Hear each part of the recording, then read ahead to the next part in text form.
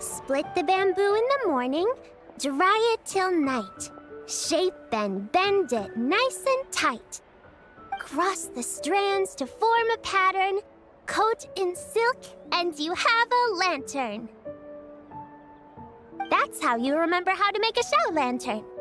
Did you get all that, Chi-Chi? Morning, split bamboo, traveler. Then get silk, make paimon. What? No, that doesn't even rhyme. Look, it's them. Hey, Yao! Hey, Chi-Chi! Whoa, Traveler! Paimon, you're here! Happy Lantern Rite! What you up to? I'm teaching Chi-Chi to make Shao lanterns. It's a real test of finger dexterity, so it'll help keep her nice and loose. Yes, I do finger exercises to be a nimble zombie. Wanna try too, you two? Oh, okay. Well, we need a whole bunch this year so it doesn't get too dark at night. Too dark? What does that mean? Dr. Baiju has patients who got hurt walking at night. The moon disappeared, so it was too dark to see. The moon disappeared? Like, behind the clouds? It was Jeonju, the moon devourer. Changshan told me about it, but now I forgot. It's an old myth from Chenyu Vale about a giant toad in the sky that eats the moon. What? The moon gets eaten? It's just a story. It's not like there's actually a giant toad in the sky. I asked Master about it, and she said myths are just insights into how the people of the past understood the world. Well, I didn't see it that night. But I've checked several nights since, and it's been there same as ever.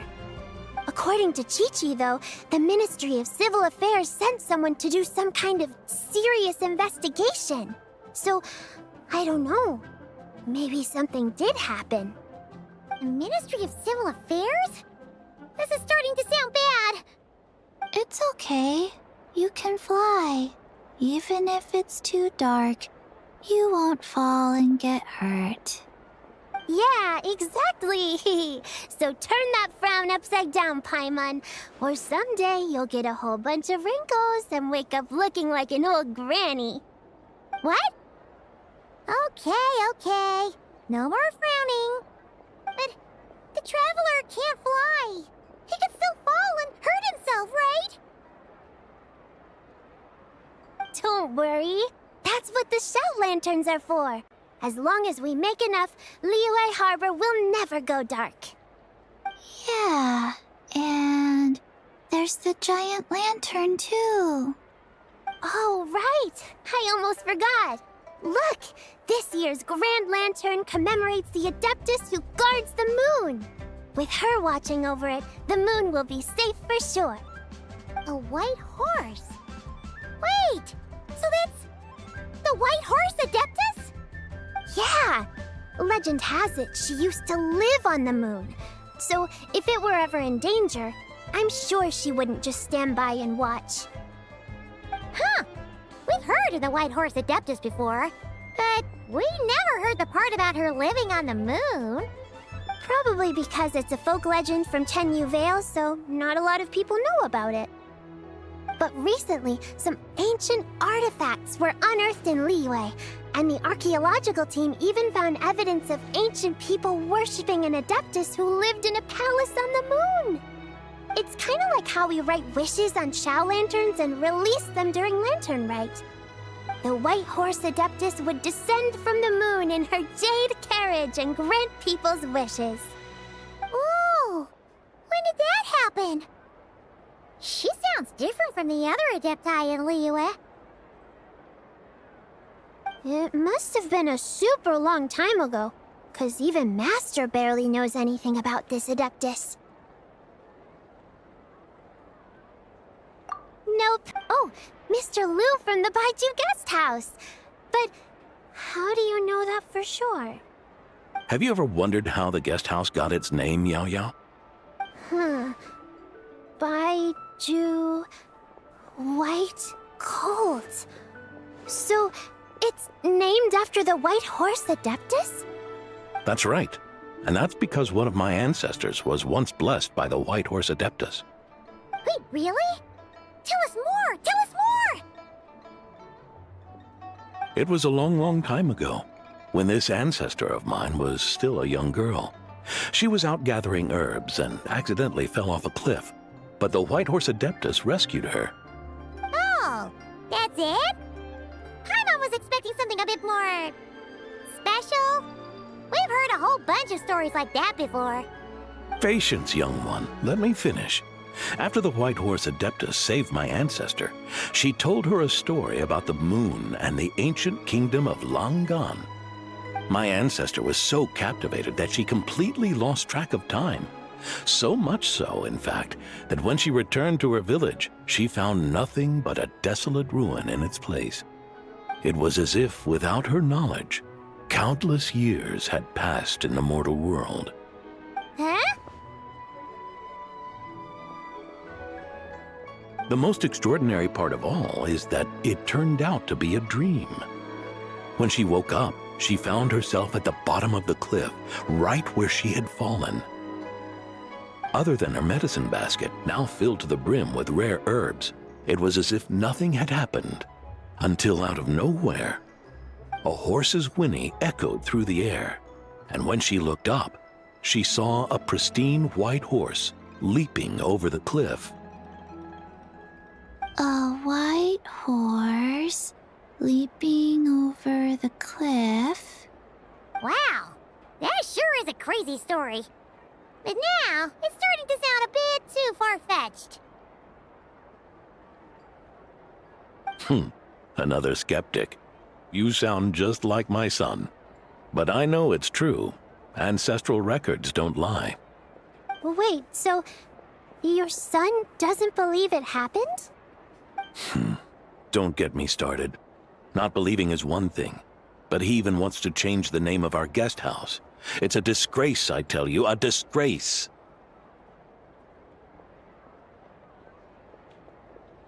Well, it was getting about time for him to take over the guest house. And what's the first thing he does? Starts going on about how the name doesn't attract enough customers and how we're losing business to Wangshu Inn. Can you believe that? As if Baiju Guest House and Wangshu Inn aren't miles apart from each other. Oh, what about something like the Geo Lord's Rest? Paimon bets that would get people through the doors. Geo Lord's Rest. I like that one. This isn't about getting people through the doors. This is about disrespecting our ancestors. Oh, White Horse Adeptus, my wish is this. Let your divine power be known. Teach my foolish son the error of his ways. Paimon wants to learn more about this Adeptus. Hey, maybe we should ask Zhang Li. Good idea! Mr. Zhongli is super knowledgeable. He can answer questions even Master has no clue about. Yeah, we just saw him having tea at third round knockout. Alright, then that's our next stop. Chi-Chi and I are gonna keep making Shao lanterns. Careful on the road! Goodbye, Paimon. Goodbye, traveler.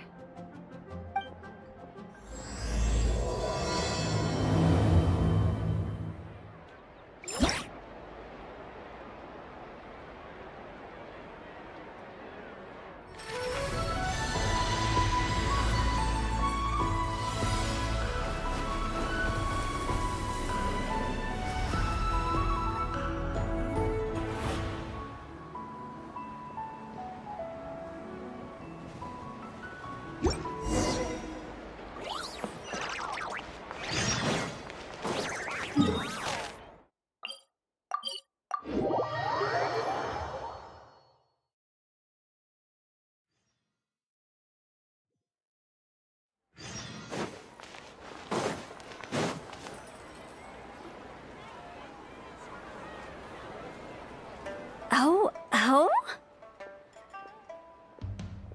Oh. Curious. Impressive, right? What's with all the commotion over here?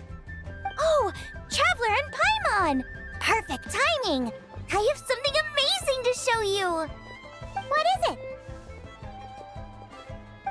Huh? What the? Part of the moon is blacked out! Was it really eaten by a giant toad? Huh. I didn't expect you to know the story of Jonju the Moon Devourer, Paimon. Don't underestimate Paimon. She learned a whole bunch of things in Sumeru. But Jonju the Moon Devourer is a Liyue legend. Well, knowledge knows no borders, so... there. You're right about that, Paimon. But this dark circle doesn't look anything like a toad to me. A toad's egg, maybe? But that's about it. Oh, wait, Traveler! You've been in Nodcry, right? The people there worship the moon goddess. So you should know what's going on here. Really? Not even in a place where people worship the moon? Oh yeah! Master told me that the tale of Jianzhu, the Moon Devourer, was how ancient people explained a certain celestial phenomenon. But what is it exactly? Some kind of omen of disaster? How so? Oh, but in this picture, the moon is being covered from the center. So this can't be a normal eclipse. Then it's still an omen of some impending calamity? We never said that! Ugh, some crazy customer left it at the restaurant. Just thinking about it gives me the chills.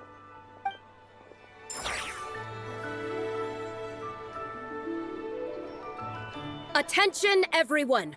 As the auspicious festival season approaches, I have an announcement to make.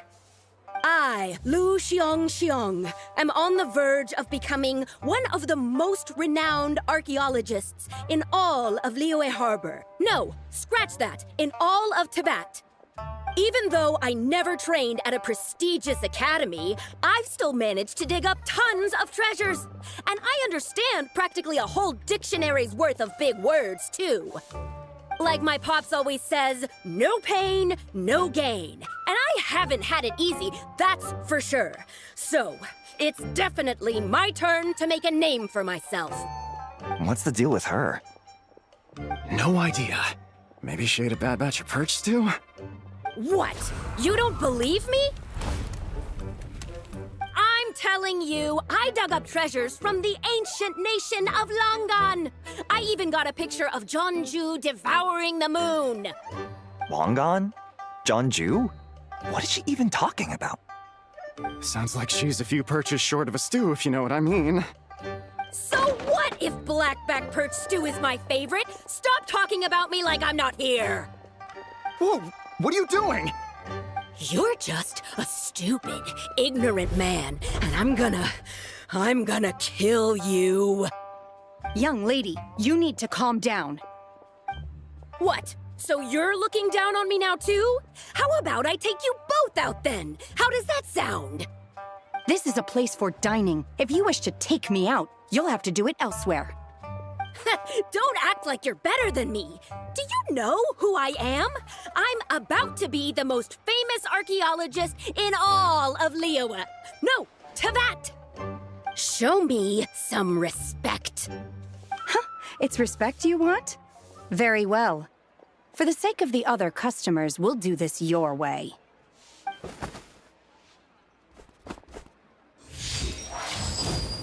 What?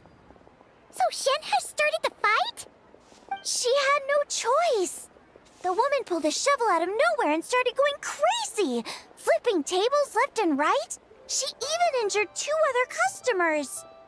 Shenna did what she had to do to restrain her, then took her to the Ministry of Civil Affairs.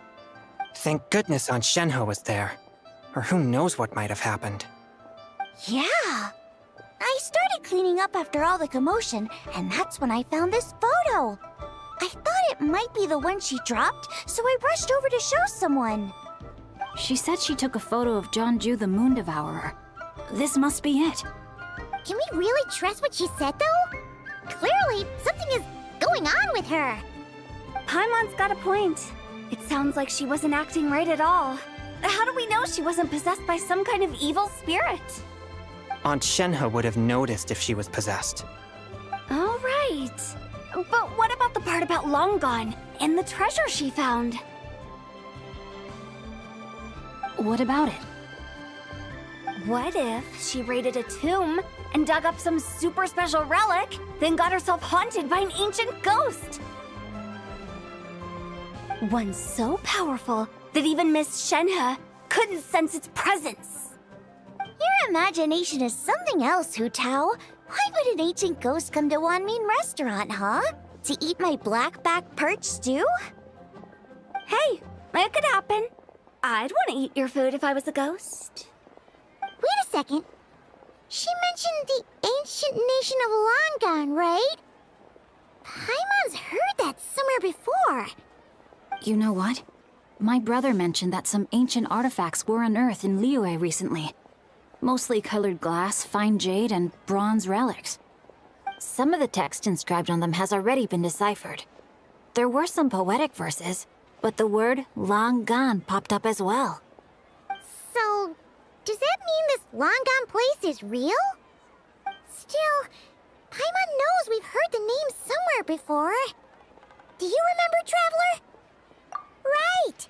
His ancestor heard about it from the White Horse Adeptus. The White Horse Adeptus? Oh, so you must have been to see the giant lantern already. Yep.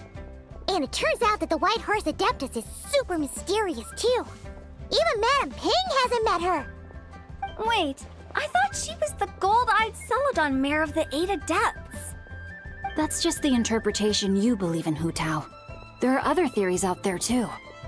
The elders of Qingce village believe that during the Archon War, a white horse leapt from a clear spring, transforming into an Adeptus who aided Rex Lapis in battle. In Chenyu Vale, some of the tribes take her to be the daughter of time, and trace her deeds to an even earlier era. Yet in other ancient texts, including the relics I just mentioned, she appears as an emissary who listens to mortal wishes, bestowing the blessings of the heavens and moon upon the mortal realm. Which is why we write our wishes on Shao lanterns. That's so complicated. So what's the verdict? Which version is the truth? I'm afraid there's no definitive answer to that. You two have been all over Tevat. Do you have an idea?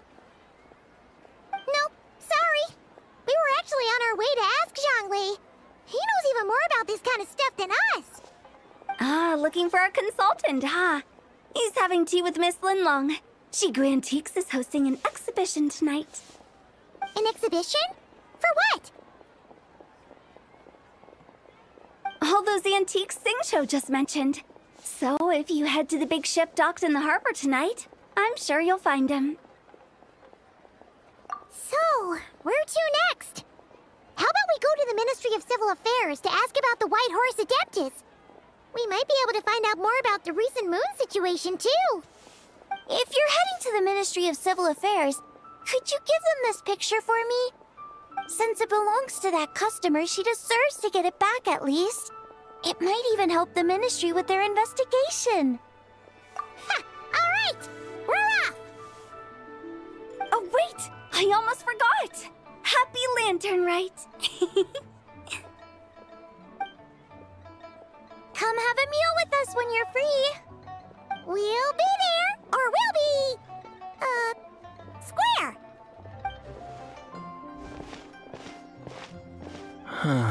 Thinking about it now, could it be possible that photograph was a fake? A fake? You mean like the customer fabricated it to gain academic recognition? Nice one, Chongyun! I never even thought of it like that. How about we go check out that place tonight? I know exactly where it is. All right. I'll get scolded if I get home too late. Live a little, Singcho. You act like this is a first for you. Worst comes to worst, we'll get Xiangling to cook you something delicious, okay? Well, when you put it like that, I suppose it's worth the risk. You were just waiting for the promise of free food, weren't you? Fine. It's a plan, then. We'll meet up tonight.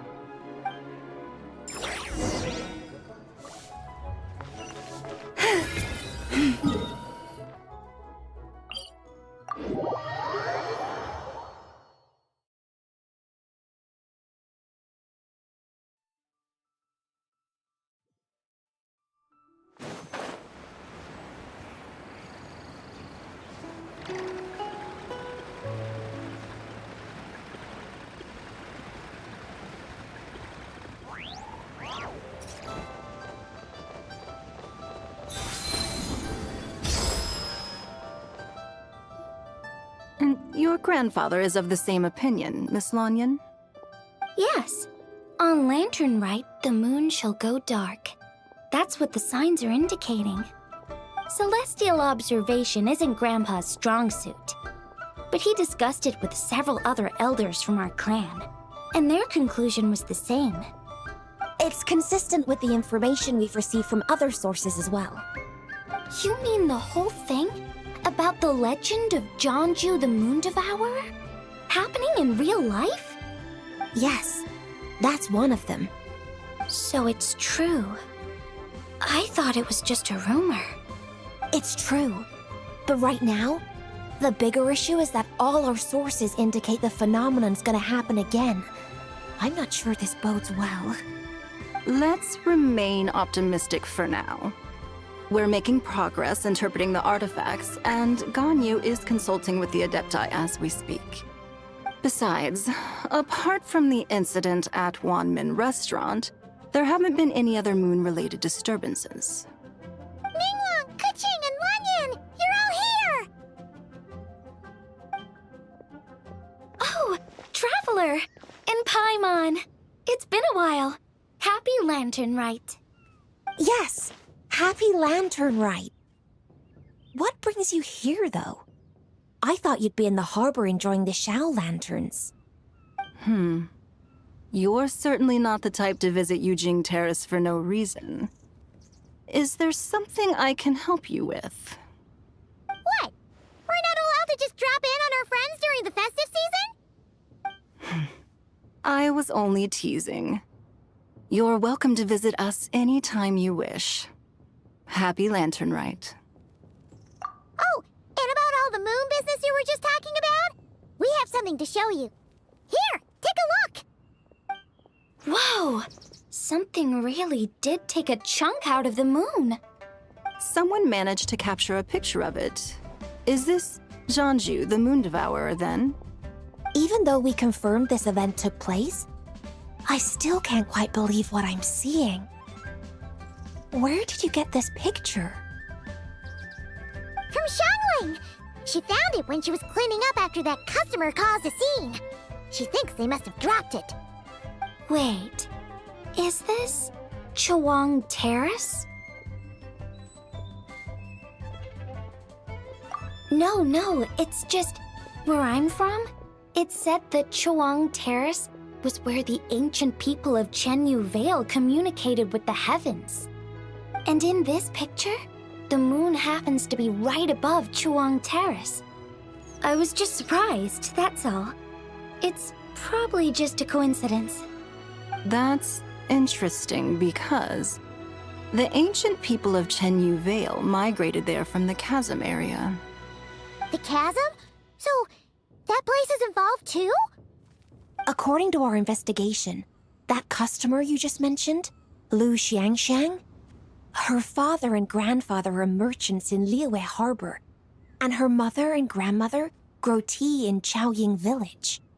A few days ago, she left her home in Chaoying Village to join a civilian archaeological team funded by Hoishan Hall, and ended up excavating some artifacts in the chasm area. These artifacts were then entrusted to Shigu Antiques and are set to be featured in an upcoming exhibition. Then, of course, the incident at Wanmin Restaurant occurred. We suspect something happened during the excavation that left her with quite the shock. And now, it seems like she also went to Chawang Terrace and took that picture of the moon disappearing. The chasm? Chawang Terrace? Things are getting pretty complicated. She's not in a good mental state, so we took her to Boo Boo Pharmacy to get some help. Why don't you come with me to check up on her? At this point, you seem invested in this case too.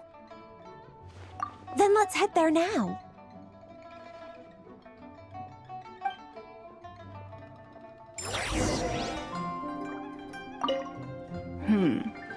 Now that I see this picture, it looks less like a piece of the moon was eaten, and more like something is obscuring it.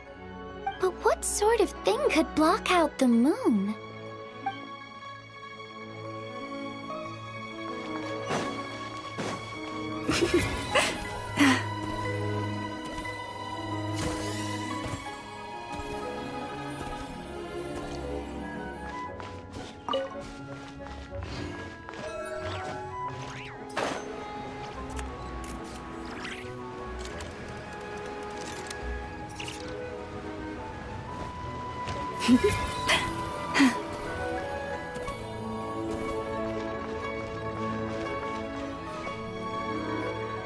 Ah, Lady Yuheng. Oh, and the Traveler and Paimon are here as well. What a pleasant surprise. Happy Lantern Rite. I hope we're not interrupting, Dr. Baiju. Not at all. I assume you're here to see the patient? Unless it's urgent, however, it would be best not to disturb her rest. It's quite unstable. She's even more agitated than when she first arrived. And she refused to cooperate when we tried to check her over. I had no choice but to prescribe a calming draught and to have her rest for 2 days. So she's getting worse? That isn't the news I was hoping for. It's just a precaution. Based on an earlier conversation with her, it seemed more like a fixation than anything else. She hasn't lost her mind. That's right. When we asked about it, she kept insisting she was going to be famous far and wide. Well, it might not be far and wide, but she certainly made a name for herself around Yujing Terrace. Even some of the Qixing know who she is. Not often, that's for certain. From my initial assessment, the patient appears to have experienced some sort of shock, and whatever it was seems to still be haunting her. But what could have caused such a thing? The relics from the chasm? Or the moon above Chawang Terrace that night? Come back in 2 days, and you might just have your answer. I suppose that's all we can do for now. We'll take our leave then, Dr. Baiju. Of course. If you need anything else, don't hesitate to stop by. Speaking of those relics from the chasm, aren't they being featured in an exhibition tonight? That's right. Are you planning to attend? Yeah, We wanted to have a talk with Zhongli anyway, and now Paimon's even more curious about these relics. I would, except every item in the exhibition had to be registered with the Ministry of Civil Affairs. So I'm afraid it's been spoiled for me. I reviewed them all myself. There are some rather peculiar artifacts, that's for certain. We're still working on decoding the ancient text that appears on them.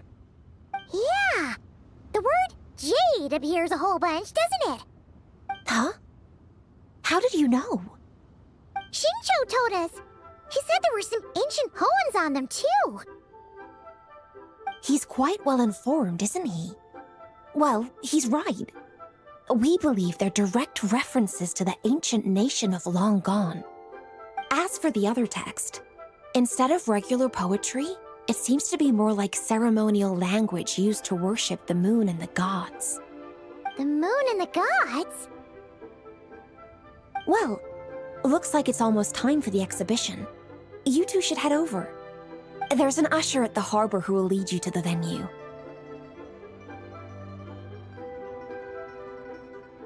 Not at all. The exhibition is free to the public. The people of Liyue have a great respect for our history and are eager to learn from it. Plus, the exhibition is being organized by Linlong, the owner of Shigu Antiques. As far as I know, it's been a long-time goal of hers to hold a cultural exhibition of this scale, where people can learn all sorts of information about the past. Guess we're in for a real treat tonight, then. Yes, have a great time. There's still more artifact decoding work I need to finish, so we'll have to part ways here. After seeing the picture you brought, there's a few ideas I'd like to follow up on. You're hard at work even during festival season? Huh! You haven't changed one bit, Kaching. I'm simply fulfilling the responsibilities of my position. That's all. All right, I should get going. See you later. Well, guess we should head over to the harbor and find that usher.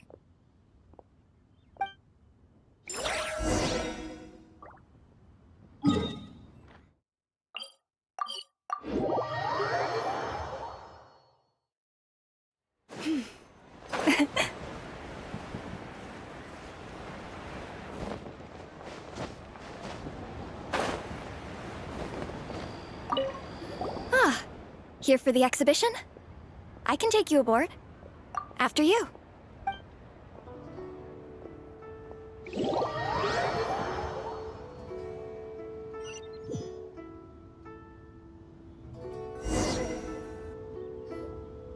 Whoa! Look at all the antiques on this ship! It's almost too much to take in! Greetings. I trust you've been well since last we met? Aha! Speak of the devil! You're right where Hu Tao said you'd be! Ah, so Director Hu gave me away, did she? Don't act like you're up to some super secret business! We know you just do whatever you feel like. Yo, Traveler! Paimon! What's up? It's been a while, you two. Happy Lantern Rite. Beidou! Yunchin! It's great to see you! You're here for the exhibition too? Yes. When I heard these artifacts were from ancient times, I just knew I had to come learn more about them. I mean, what a discovery, right? Yeah, Ningguang pretty much said the same thing. She thought coming here might help culture me up or something. But as you know, I'm more of a fists and punches type of person.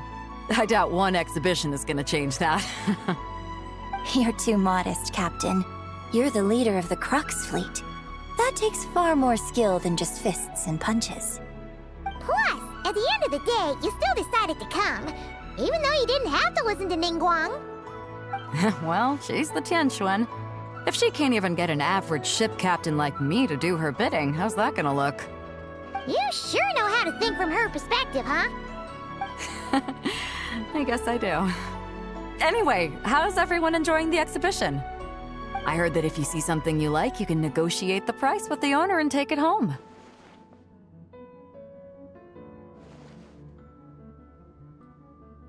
Wait, so we can buy Indeed. Although Shigu Antiques is hosting this exhibition, many of the items come from private collectors. As long as both parties reach an agreement, you can make an offer of mora or an equivalent trade. Well, shall we continue our conversation as we look around? Let's go! Paimon's super curious about all this stuff.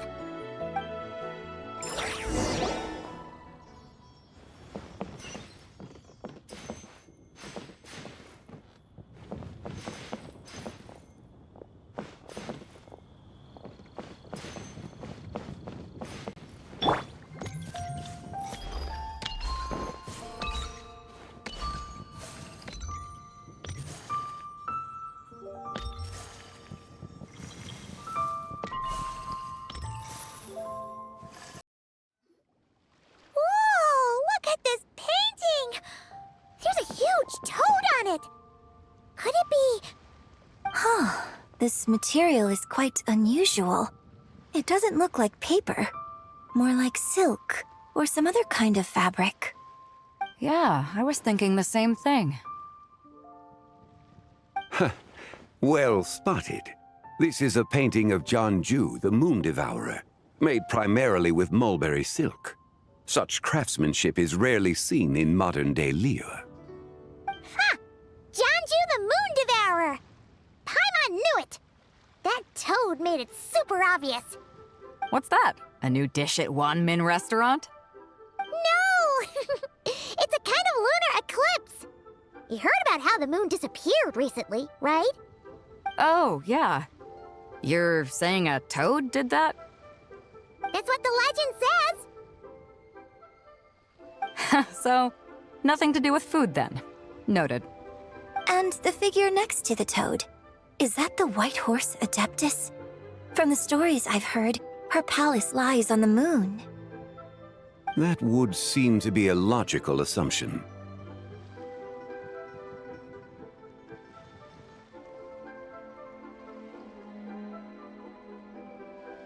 No. In fact, this item was discovered in Chenyu Vale, and many years ago at that. Oh, so it's from Chenyu Vale? Actually, that's not quite right. You see, this painting is primarily comprised of mineral-based pigments, such as cinnabar and azurite, which are usually found within stratified rock. This suggests its place of origin may very well have been the chasm. You could have just started with that. You're as knowledgeable as ever, Mr. Zhongli. I had only ever heard the legend of Jianju the Moon Devourer, but now seeing it depicted in this painting, I wonder. If I purchased it, perhaps it could serve as inspiration for a new opera. Though I'm not quite sure who the painting belongs to right now. A splendid idea, Miss Yoon. Perhaps in lieu of mora, you could offer the lyrics to said opera as recompense. The lyrics? But to whom? Why, to me, of course. I am the owner of this painting, after all. Wait, so you're one of the private collectors of the exhibition? No wonder you knew so much about the painting. But lyrics in exchange for a precious antique? My work could never possibly be of equal value. I don't know about that. I'm not much of a scholar, but even I know your operas are in a league of their own. An astute observation, Captain Beto. In my possession, this painting is nothing but a lifeless artifact. In your hands, however, it could be transformed into a new piece of art entirely. Quite the worthy exchange, no? But I'm not sure when I'll be able to finish writing it. It certainly won't be ready this year. Allow me to be equally forthright, Miss Yoon. This silk painting is merely a copy I made of the original work. There is no need for such concern over its value. Huh? So it's a fake? I had no idea you were such a skilled artist, Mr. Zhongli. I pride myself on having some knowledge of antiques, but I didn't notice anything that would point to it being a replica. You never cease to amaze me, Mr. Zhongli. You flatter me. All that said, Miss Yoon, you must accept. Truly, I insist. Huh. He's gone from handing out fake Mora to fake paintings now, huh?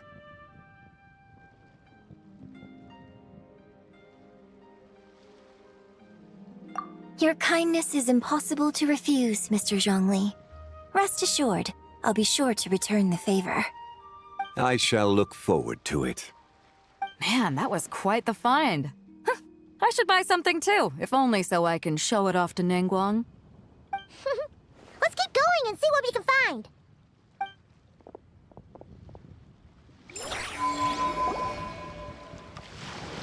Wow, this bronze war chariot is really something. It must have quite the story behind it. I've never seen anything like it before. Do you know what this is, Zhongli? Ah. I heard from Miss Linlong that a carriage made of Celadon jade was unearthed in the chasm. A copper canopy, a body adorned with flowing clouds and geometric patterns. Yes, this must be the one. A precious piece indeed.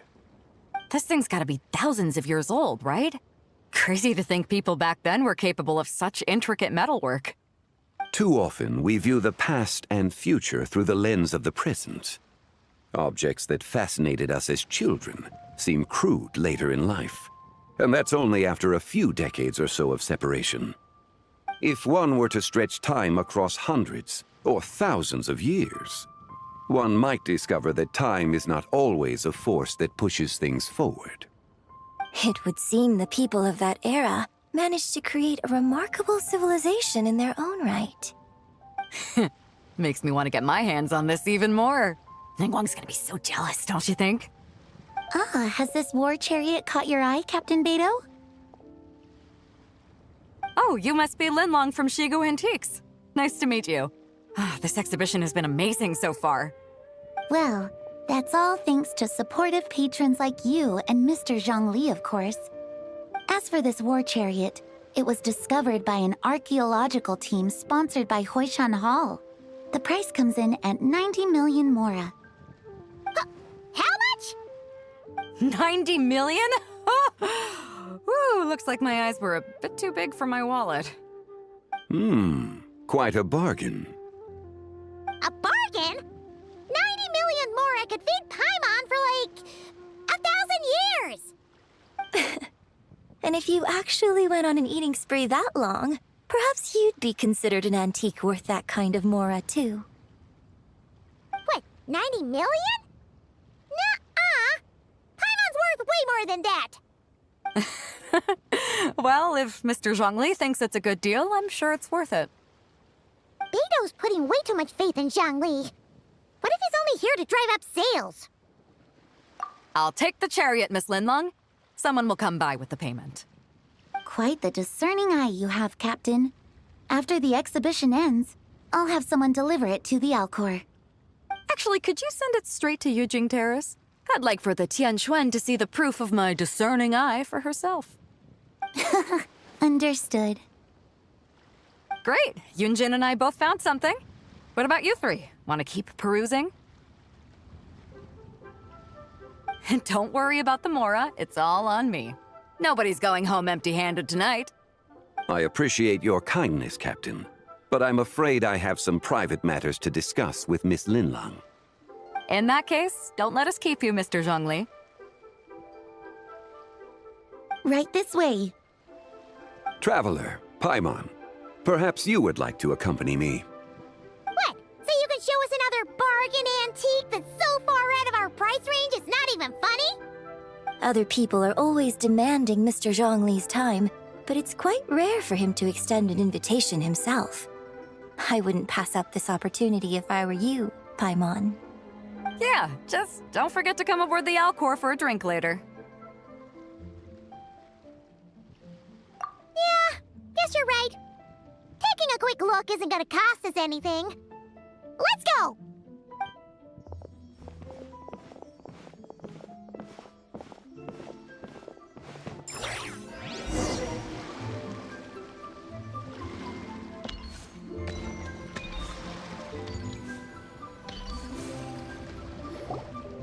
These are all the jade pieces that were found, Mr. Zhongli.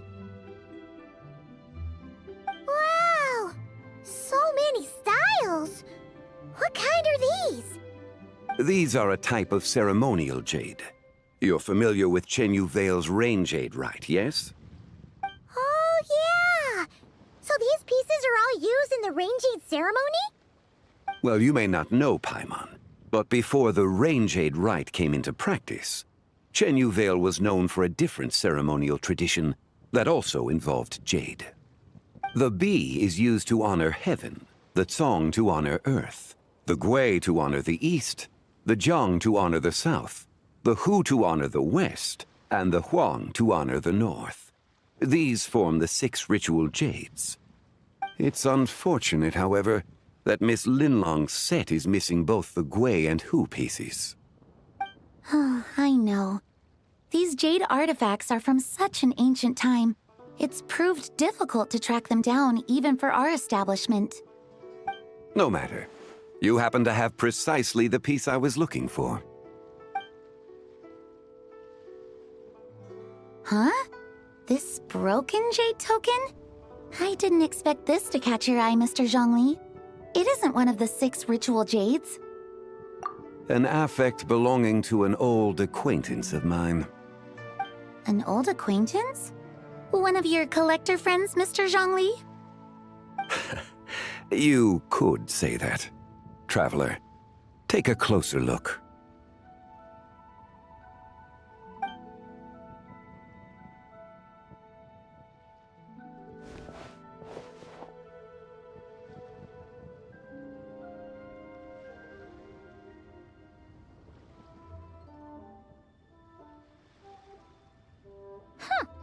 It doesn't look all that special to Paimon.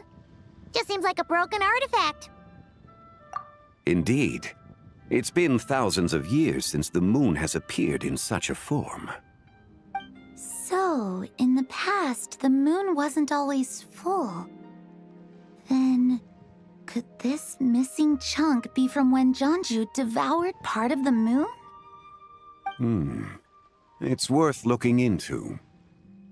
Your insight is invaluable, Mr. Zhongli. I had no idea how special this piece was. Since it has caught your interest, allow Shigu Antiques to cover the cost. Oh, that is far too generous, Miss Linlang. Not at all. I've always wanted to give people a chance to appreciate these snapshots of history. So holding an exhibition like this has been a lifetime wish of mine. And it never would have been possible without your help, Mr. Zhongli. I merely put in a good word with a few acquaintances of mine. And it had a profound impact. Without your recommendation, I doubt half of these collectors would have come to the exhibition. So, on both a personal and professional level, I owe you my thanks, Mr. Zhongli. Wow! Zhongli actually did something useful for once.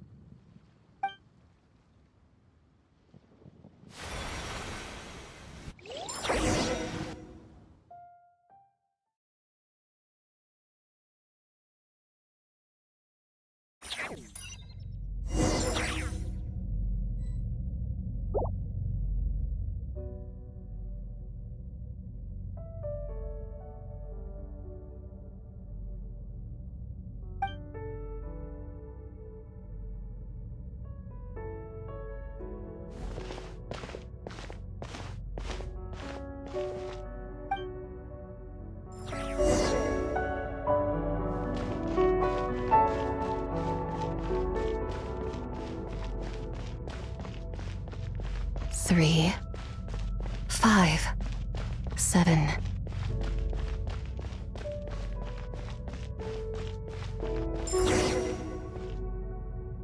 $11, 13, 17, 19, 23, 29.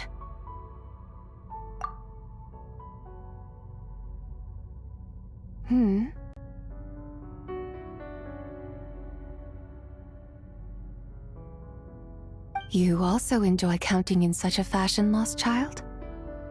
The same loneliness as them.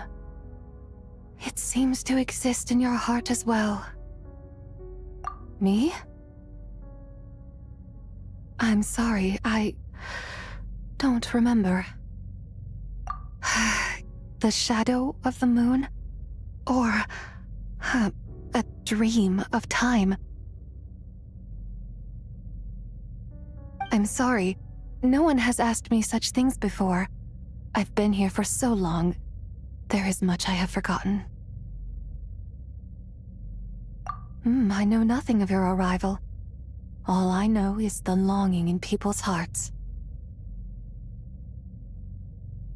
Yet, I sense the moonlight's guidance within you, child. Perhaps that is what brought you here. You seem confused. Perhaps I can help in some way. The path home is... that direction. I believe someone told me that before. But I was never able to reach the end. You should take a look. No need. It would seem... my time has already run out. Farewell. May the moonlight ever shine upon you.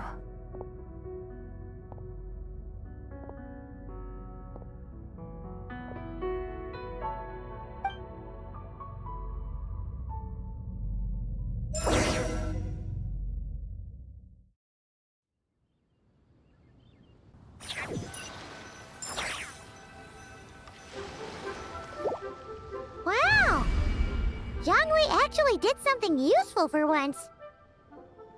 Your complexion looks rather ashen, Traveler. Are you feeling all right? Yeah, what's wrong? Does your stomach hurt? Huh? What are you talking about? You were right here the whole time. Ah, I see. I'm afraid we must take our leave, Miss Linlang. My friend has taken ill and I must escort him to get some rest. Of course. Traveler, Paimon, please, come with me. Ah, yes. Regarding the payment for the Jade Token. Charge the expense to the Wangsheng Funeral Parlor if you would.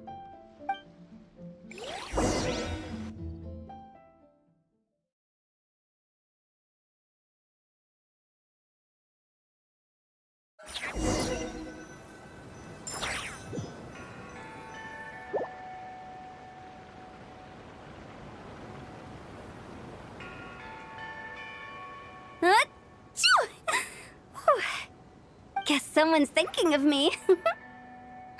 But this late at night? Must be that consultant of yours. I bet he's out there spending all year more at the exhibition.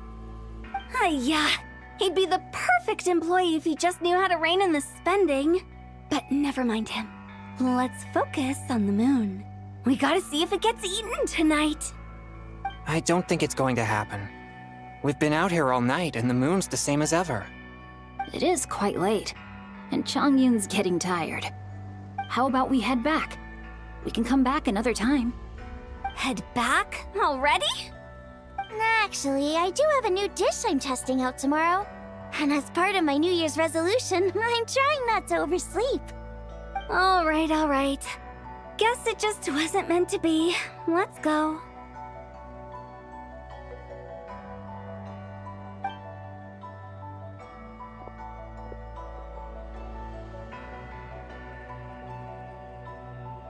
When the sun's out, bathe in sunlight. When the moon's out, bathe in moonlight.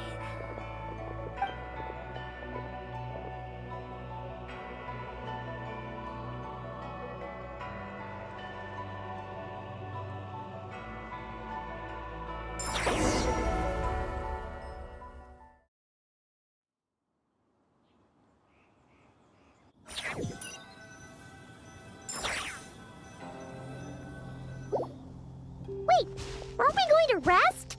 Why did you bring us here? Because I imagine the Traveler would like to know what just happened to him. Oh, right.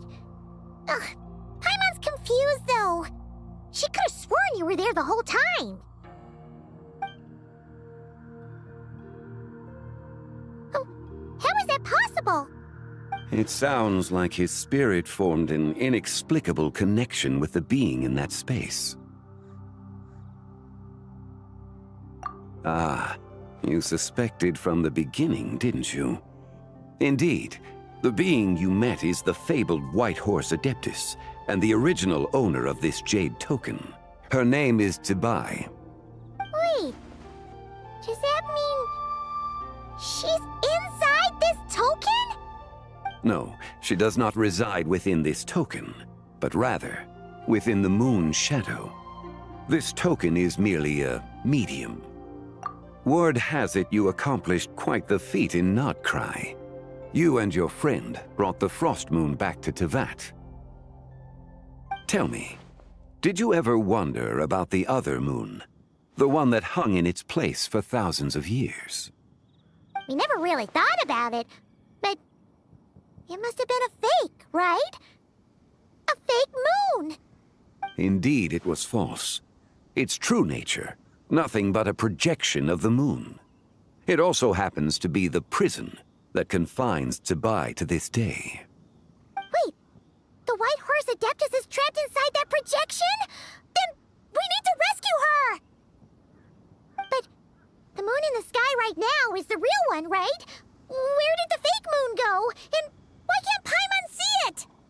With the return of the true moon, the shadow naturally lost its place in the heavens. Now, it is disintegrating bit by bit. It's a process that comes and goes. When it occurs, it looks like the moon is being obscured by a black shadow. But when it stops, the shadow disappears and becomes invisible to the eye. So, you're saying there's an invisible fake moon blocking the real moon right now? Indeed. Okay, this is not what Paimon was expecting. My hypothesis is that people's wishes could be what trigger the periods of disintegration.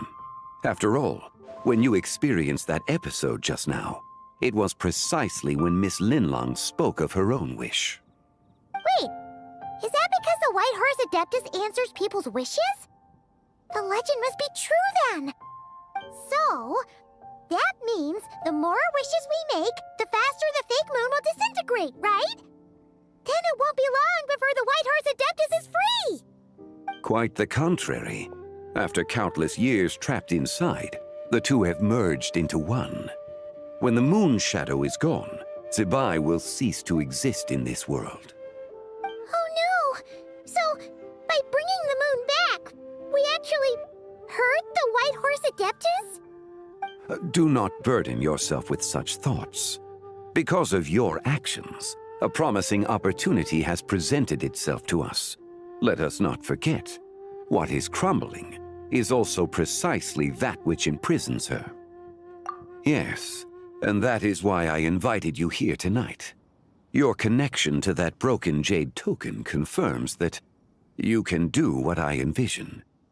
However, while I had hoped to receive your assistance, this matter could have significant ramifications. I must admit a certain reluctance to implicate you in more of Tevat's secrets. Often, the deeper one's knowledge of such matters, the harder it becomes to extricate oneself from them. You are someone who once traveled through the boundless sea of stars.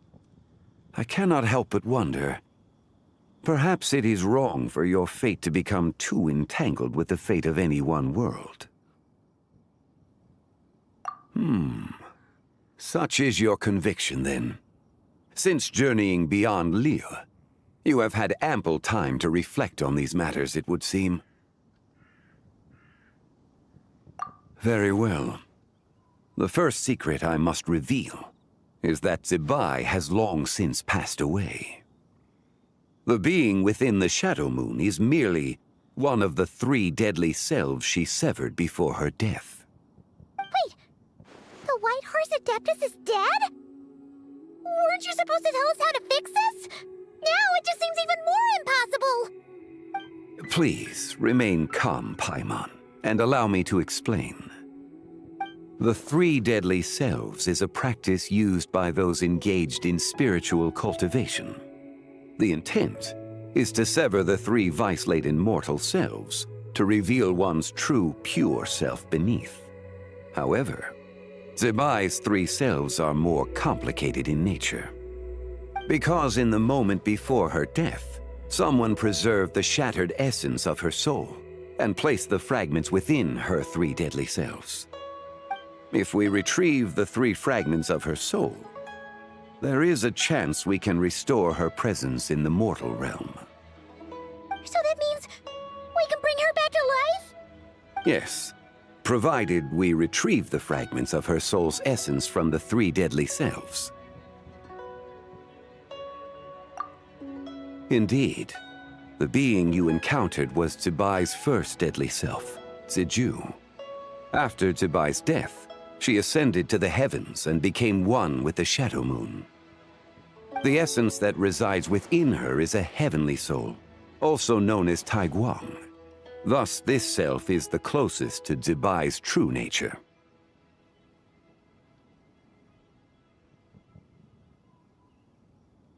That said, because she is trapped within the Shadow Moon, we have no choice but to seek out the other two soul essences first. Then we can unite them as one. Her second deadly self is called Ziju. After Zibai's death, she fell into a slumber deep beneath the earth in what is now known as the Chasm.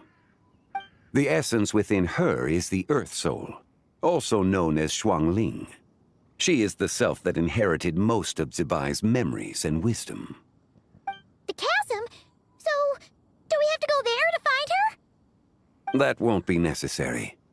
I sensed her presence on the jade carriage from earlier, the one at the exhibition. It's possible the return of the Frost Moon awakened her, and she emerged from the chasm alongside that batch of ancient artifacts. Wait! That must be why you agreed to help with the exhibition! To investigate the artifacts! Indeed. So in truth, Miss Linlong was the one who helped me. The third deadly self is Zichao. The essence within her is the human soul, also known as Yojing, Zibai's shade. Thus she is the most free-spirited among the three. She lent me her aid during the Archon War, 1,000 years ago. But later, as her powers waned, she retreated into the mountains. I imagine finding Zichao should prove the most troublesome, so I shall take it upon myself to track her down. So, we need to find the second deadly self, right? But where do we even start? Locating her should not prove difficult. In life, Zibai was fond of mortals, and as the self who inherited most of her memories and wisdom, Ziju should be the same. It's possible she has possessed someone, and is meandering the bustling streets of Liyue Harbor as we speak. Possess someone? Wait! Are you thinking what Paimon's thinking, Traveler? What if she raided a tomb and dug up some super special relic, then got herself haunted by an ancient ghost? Exactly! Lu Xiangxiang! It seems you have a lead in mind already. She'd still be at Boo Boo Pharmacy. She was super agitated when she first got there, so Baishu gave her some calming medicine and told us to come back in 2 days. Do you think it could be her, Zhengli? It's quite possible. The deadly selves are impure beings that can easily influence mortal minds. A sound plan. Well, I should get started on my own investigation then. But you're leaving already? I must. Zichao went into hiding after the Archon War. If I am to have any success tracking her down, and there's no guarantee, I should start sooner rather than later. But there's still so much you haven't told us! Like, who the White Horse Adeptus actually is, and how she died in the first place! Not to mention who it was that preserved the fragments of her soul. Should our endeavor prove successful, then naturally those answers will follow. If not, speaking of them would be rather meaningless. It would seem that this is a question you are unwilling to set aside. Very well. I shall tell you. It was the Avatar of Time. Ah, so you know of her existence. The ruler of time saved her soul. Indeed. Preserving what remained of Zibai's soul in the moment before her death. Only the power of time could be capable of such a thing. However, there is no telling what effect it has had on the three deadly selves. In other words, you must exercise caution when seeking out Ziji. On the night of Lantern Rite, countless Shao lanterns, and the wishes written upon them, will be released into the sky. I estimate that this event will trigger the Shadow Moon's collapse. When that happens, the cage that confines the first deadly self will open. That is our moment to act, but also the moment where all could be lost. For if we fail to retrieve the other two soul fragments in time, Zibai's resurrection is hopeless. As I mentioned before, the answers to your remaining questions should come in time, providing our efforts bear fruit.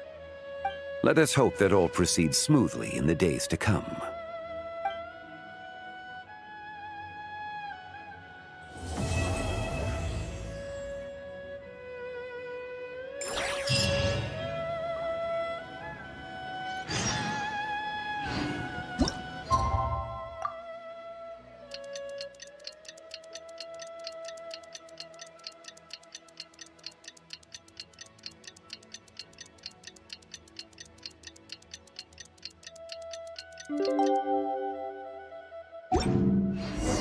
Well, should we head to Boo Boo Pharmacy today?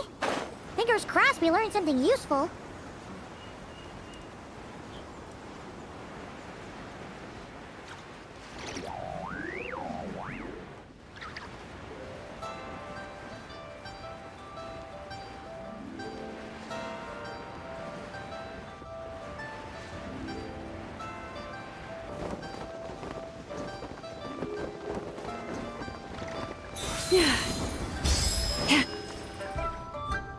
So let me get this straight.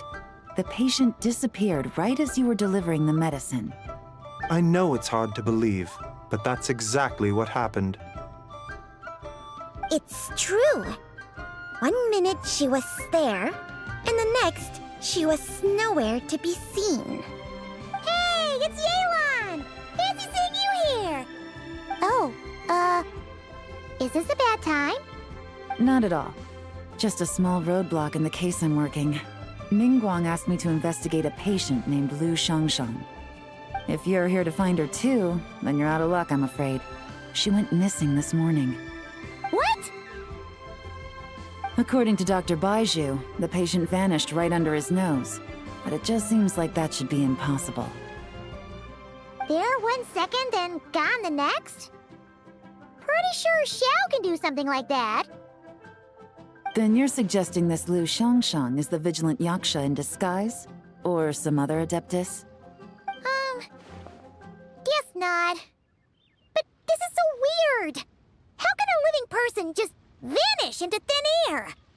Unless Linny decided to take his act to Liyue? Who is this Linny you speak of? He's... Oh, never mind. Paimon's just grasping at straws. Let's set aside the how for now, and focus more on the where. You mentioned this patient has a strong obsession with achieving fame and recognition? Yes. She kept talking about becoming a renowned archaeologist and making a name for herself. So, are we looking for a place where it's super easy to become famous? I think we should check out the Shao Lantern crafting stalls. Because it's easy to become famous by making Shao lanterns? Not exactly. When the people of Liyue need a solution to a problem, their first thought would be to pray to the gods and the Adepti. If her wish is to become famous, she might write it on a Shao lantern in the hopes that the fabled White Horse Adeptus might make it come true. That certainly sounds probable. Turns out, the White Horse Adeptus might be a lot closer to home than she thinks. What was that? Nothing! Let's go check out those stalls!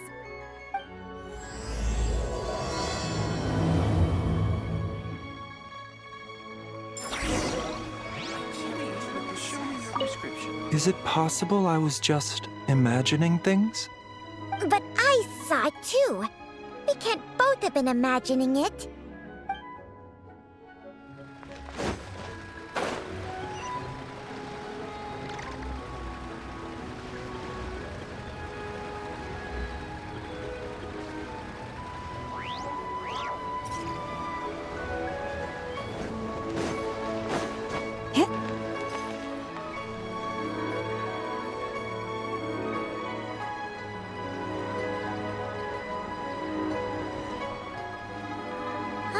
We're here! Still no sign of Lu Xiangxiang, though. As long as you're patient enough, Paimon, you'll find that hunting down people is no different from hunting boars. We need to blend into the environment, or we risk alerting the target. So as far as everyone here is concerned, we're just ordinary tourists. Oh, okay. If we need to blend in, then let's make some shell lanterns and write our wishes down, like everyone else. What's your New Year's wish, Yelan? I haven't given it much thought.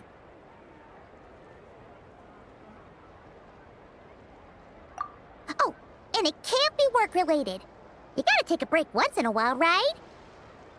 You're always sticking out this suspect, tailing that criminal, hunting down this gang or that. Which is super amazing and all, but it's gotta be exhausting. Really getting into this, huh? You said to blend in, right? Come on! It's all part of the act! So you gotta think of something! Then, I suppose, it'd be to go traveling, the next time I get the chance. Traveling? That's our bread and butter! Wanna join us? Thanks for the offer, but my desk is piled high with reports on your exploits. And that's not quite the kind of traveling I had in mind. I was thinking more the lie down and do absolutely nothing kind of travel.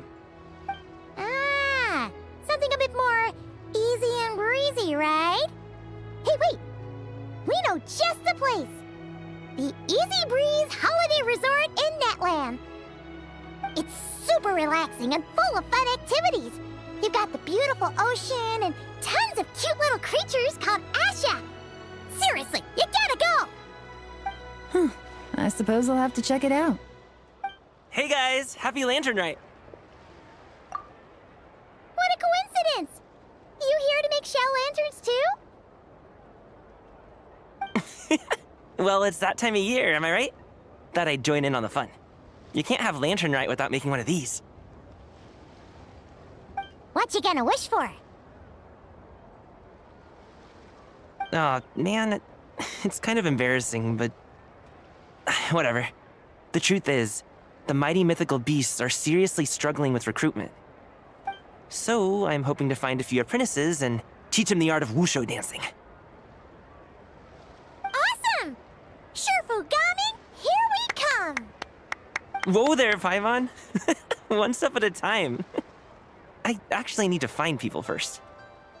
Yeah, but Paimon bets people will jump at the chance to learn from you! Well, I wouldn't be so sure. Wushu dancing is super physical and takes a lot of hard work to master, so it's not easy to find people. At this point, if the Adepti can't help me, no one can. I'll do it! Huh? You just said you wanted an apprentice, right? Well, I'm offering. What do you think? Whoa, the White Horse Adeptus works faster than I thought. Traveler, it's her, Lu Xiangshan. Our target! Hey! Didn't you hear me? I said I wanted to be your apprentice! No need to shout. I heard you the first time. What's your name? Step back a bit, Gaming. This person could be dangerous. What? Hey, what are you trying to do? Do you know who I am? Get back! Lu Shangshang, we have no intention of harming you. We just need to ask you a few questions. Get back, I said! Try to remain calm. If you come any closer, I'll...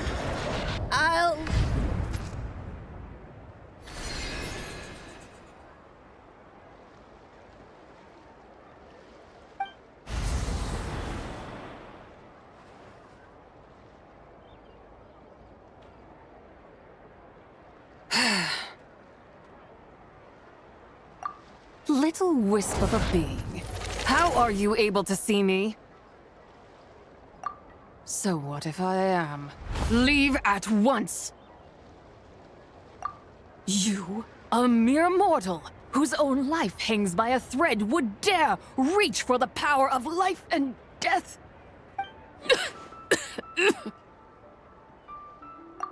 Unless you wish to be condemned to eternal damnation, you would do well to abandon this foolish endeavor. I shall speak on this no further. Don't come any closer.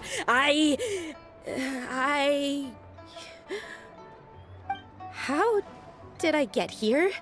Who are you people? Playing dumb, are we? Save it. We know you attacked those people at Wanmin Restaurant. What? No, I would never. You must be mistaking me for someone else. You don't remember. Of course not. How could I do such a thing? What about the photo you took near Chuang Terrace? What photo? What's going on? It's like she lost her memory or something. Well, this complicates things. I'll take her back for questioning and let you know what I find. Take her away. But I didn't do anything! I swear! That's weird. She seems so normal now, but she doesn't remember anything. This is just great. An apprentice falls right into my lap and now she's gone! Don't worry, Gaming. This is a special case. I'm sure you'll find one soon. Unless you're gonna pony up and offer a real solution, Paimon, I don't want to hear it. Gaming? What's up with... I'm done here. I'm gonna go find an apprentice, and I won't take no for an answer. Gaming, wait! Is it just Paimon, or was Gaming acting super weird just now? What? How do you know? Oh, so you saw the second deadly self? And you think she moved from Lu Shangxiang to Gaming? Uh-oh. Then we better find him before something bad happens. Let's go!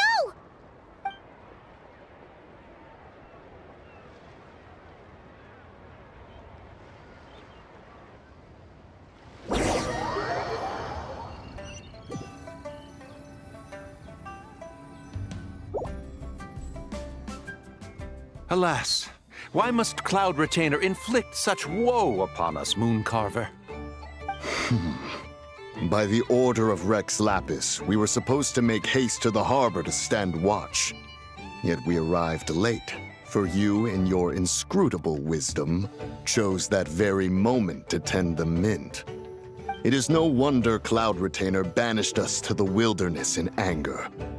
A pity only that I, blameless as I am, was made to share in the punishment. Blameless indeed. You speak as if it was not you who decided to plant all that mint in the first place. Yet now, in its wretched state, overrun by blight and vermin, you would turn away? Utterly heartless, I say. Were I truly that heartless, would I have rescued those seedlings from this desolate wasteland? granting them haven in your hallowed garden? Alas, if blame must be laid, let it fall upon Cloud Retainer for failing to recognize the virtue of our plight. Ah, at last a sentiment with which I can agree. If ever Cloud Retainer is away, we should steal into her abode and plant a veritable field of mint. A tempting little ruse, is it not?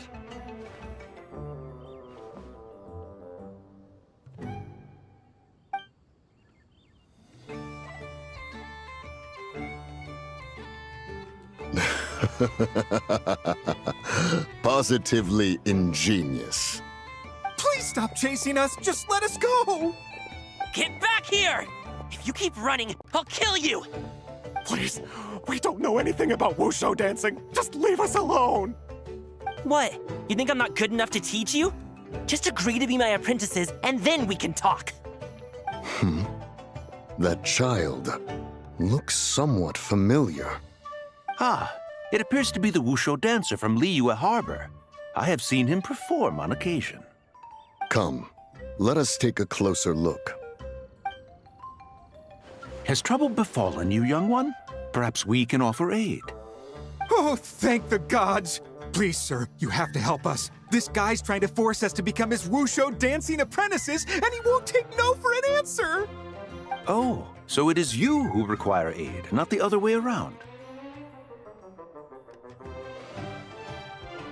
Get out of the way, old man! This is between us. Preposterous. You dare to presume we are of a mature age? Listen here, brazen youth. Skilled you may be in the art of dance, yet your offstage demeanor leaves much to be desired. Hold on, Mountain Shaper. Something is amiss. Look closer. Huh. Indeed, he bears the mark of something unclean. It spells trouble. You there, depart at once. Hey! You drove off my recruits, old man! You'll just have to take their place, even if you're a bit on the decrepit side. Many years it has been since a being has dared speak to us in such a manner. Now let us see what evildoer has sought to use you as its puppet, young one. You two, you're Adepti! Does that strike fear in your soul? Whoa! Two Adepti recruits just fall right into my lap? That white horse sure knows how to grant a wish. Coming! Slow down! Wait for us! Jeez, take a hint, will you? I told you to stop following me! Traveler, Paimon, keep your distance from this youth. Evil has taken a hold of him. We know! It's one of the White Horse Adeptus' deadly selves! She's possessing Ganing! The White Horse Adeptus' deadly selves? Could it be that Rex Lapis called us to Liyue Harbor for this very reason? Hey! What are you two whispering about over there? Who's gonna be first apprentice and who's gonna be second? It doesn't matter! I'm not the kind of Sufu who plays favorites. Insolent spirit! Be gone from this child at once!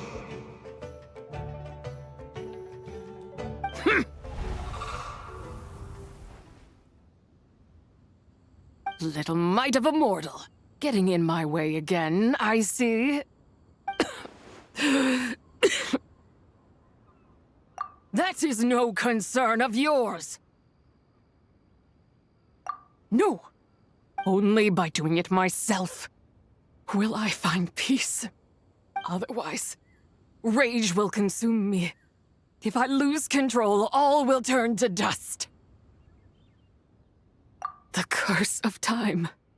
The memories this body holds. Come no closer. This is your final warning. Insolent spirit! Be gone from this child at once! Huh? Traveler and Paimon? And two Adepti? Where are we? Weren't we just making Xiao lanterns in the harbor? Ganing! You're back! Ah! sun is most scorching. Agitation stirs within me. I require cooling mint to beat this heat. And speaking of, Cloud Retainer has scorned this verdant wonder long enough. It is time for her to feel its wrath.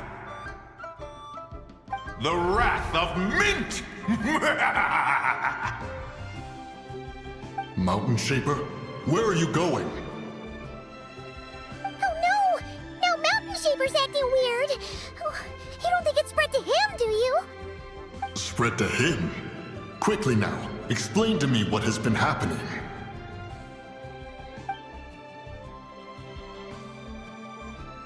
What? Was I really that rude? Jeez, someone get my dad to throw a slipper at me. I'm so... Oh, you okay, Gaming? He is fine. It is simply exhaustion. But to think Mountain Shaper would succumb to something like this, it is most unexpected. So, what do? We can't just leave Gaming like this, but we can't ignore Mountain Shaper either, right? My cultivation level rivals that of Mountain Shaper. Were I to give chase, Zizha would but flee from his form and take refuge in mine. Seek out Streetward Rambler. Cloud Retainer and the Conqueror of Demons should be with her. I shall take this child back to the harbor and join you post-haste. Oh, what are all the Adepti doing together? Rex Lapis charged us with keeping watch over Liyue Harbor should danger rear its head. I dare say this is the very crisis he anticipated. Come, we must devise a strategy before confronting Zizha.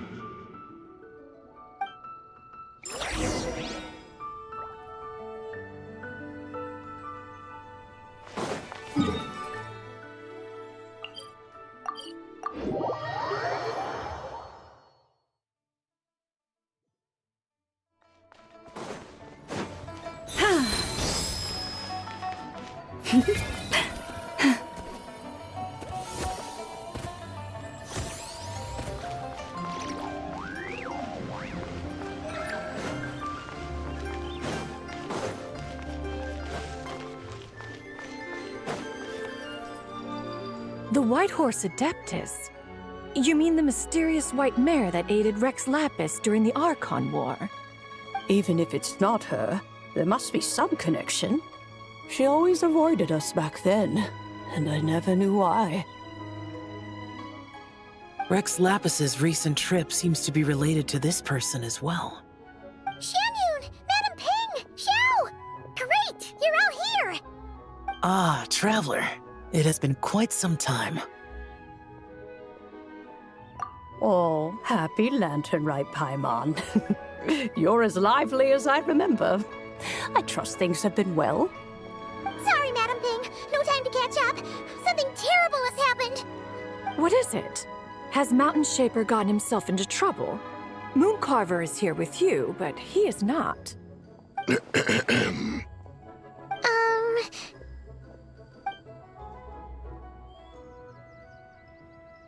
The Wrath of Mint?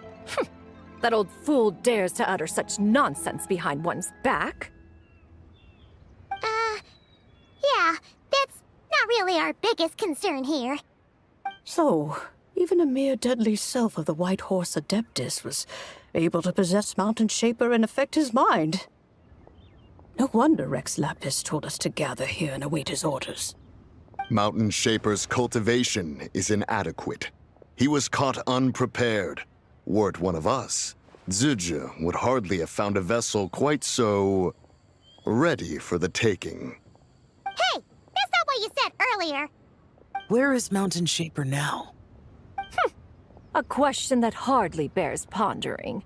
Obviously, he intends to plant mint in the vicinity of one's abode. Ah, then he poses no great threat. We might as well let him be. Once he fulfills his wish, it's possible that Zizha will relinquish him of her own volition. Your ulterior motive is most obvious, Mountain Shaper. You two hope for Mount Eltsong to be covered in mint. One can see it clear as day. Not to mention, deadly selves are born of malevolent human desires, and naturally pose a great risk to the form and mind of all living beings. We cannot let this go unchecked. Let me handle it. I have relevant experience and know how to deal with such situations. One has no doubt of that. Yet your involvement would likely end in armed confrontation. In one's own estimation, the time for such measures has not yet come. Before his departure, Rex Lapis knew that Zizhu was active in Liyue Harbor, yet told us only to wait. It would seem, then, that Rex Lapis did not believe extreme measures were warranted here. Yes, this is quite a peculiar case. After all, Zizhu's possession does not seem to come with ill intent. It's more like she's guiding those she possesses to fulfill their own wishes. There is another matter of import, however. I sense tremendous... What could be its source to render her so unable to find peace?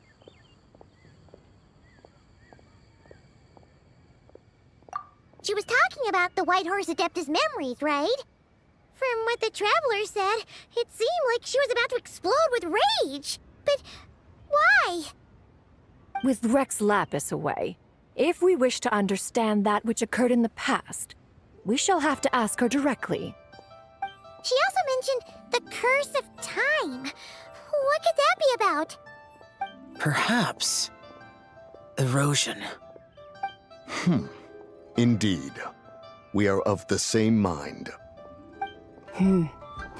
I heard that ancient clans in the mountains once regarded the White Horse Adeptus as the daughter of time. It seems there was some truth to that, after all. The Daughter of Time. Cursed by time? Time does not treat everyone equally. The longer you dwell in this world, the more it takes from you. Then what do we do? One has devised a solution. Based on what you have told us, it seems that Zizhu is in the habit of leaping to a different host when provoked. One's plan is for us to block all escape routes while you confront Mountain Shaper, forcing Zizhu to reveal herself. Then, if prior experience stands, she will have no choice but to possess you. However, not only are you able to sense it, you are also unaffected by the peculiar state of stasis. In other words, in that moment, you would have the chance to either subdue or persuade her. That is akin to walking straight into the lion's den. Allow me to go instead. Yeah! Isn't this plan a bit too risky? Why doesn't Paimon try first? After all, even if she got possessed, it's not like she would pose a danger to anyone. Paimon's wishes aren't all food-related, you know. One would not suggest this course of action if one had any such reservation. Time and again, the Traveler has proved immune to Zizhu's influence. Consider for a moment why that might be. Oh yeah! That's what the first deadly self told you, right? Perhaps your time in Nodcry left you with the blessing of the newborn moon goddess, Traveler. And this White Horse Adeptus clearly has a profound connection to the moon. Indeed. Indeed. I see. Have you other concerns, Conqueror of Demons? I was just trying to fathom why Rex Lapis left without explaining the situation in detail. But now I think I understand. Rex Lapis entrusted this matter to the Traveler, which means in his estimation, the Traveler must be the key to its resolution. So I have no other concern. I trust Rex Lapis, and I trust you. Then we are all in agreement on proceeding with this plan? Very well. We should depart at once, lest we lose our chance. Let us see whether that old fool truly dares to face one's abode with mint. This is a peaceful neighborhood.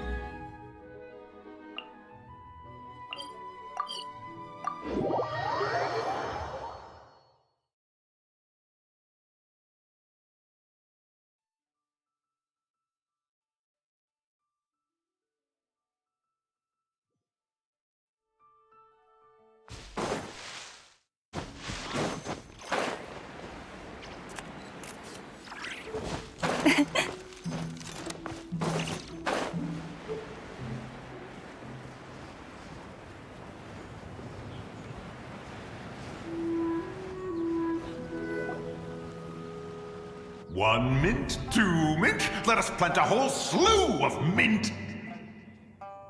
Once I reach 10,000, Cloud Retainer's abode shall be Mount Outsong no more, but rather Mount Mint Song!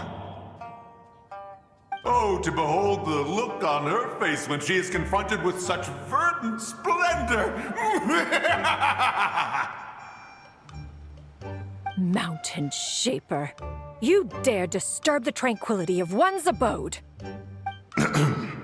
Do not take personal offense, Cloud Retainer. He is not in control of his faculties. Exactly. Let it go this once. Zitcha is the one driving him to do this. Huh? But Zitcha just helps people fulfill their own wishes and desires. Not now, Paimon. Oops. Sorry, Mountain Shaper. Paimon might have just thrown you under the bus. When he wakes up, we shall have words. Everyone, to your positions.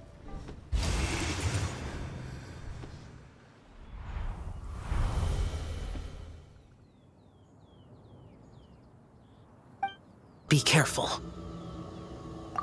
A pest? I must catch it! Again!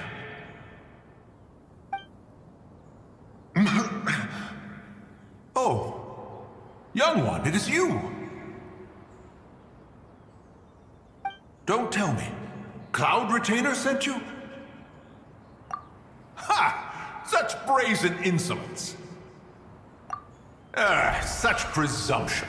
Such boundless avarice. That wretched adept's impudence knows no end. If she dares lay a finger on my garden, I shall smash her cuisine machine to pieces! You think I am one to fold so easily?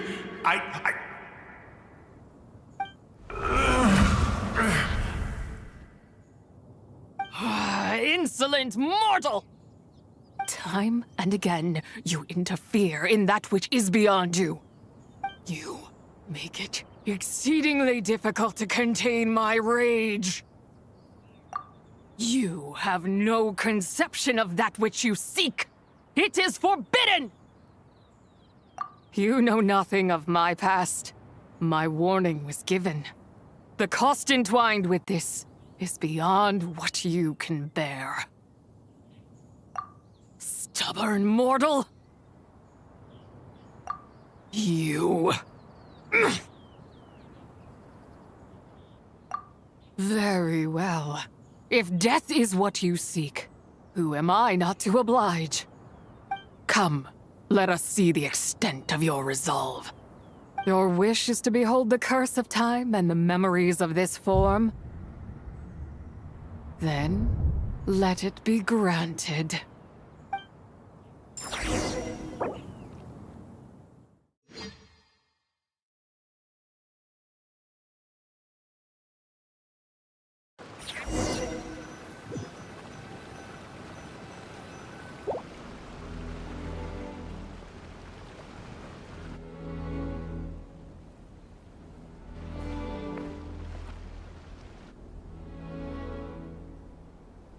You who seek death, stand before me. My prison.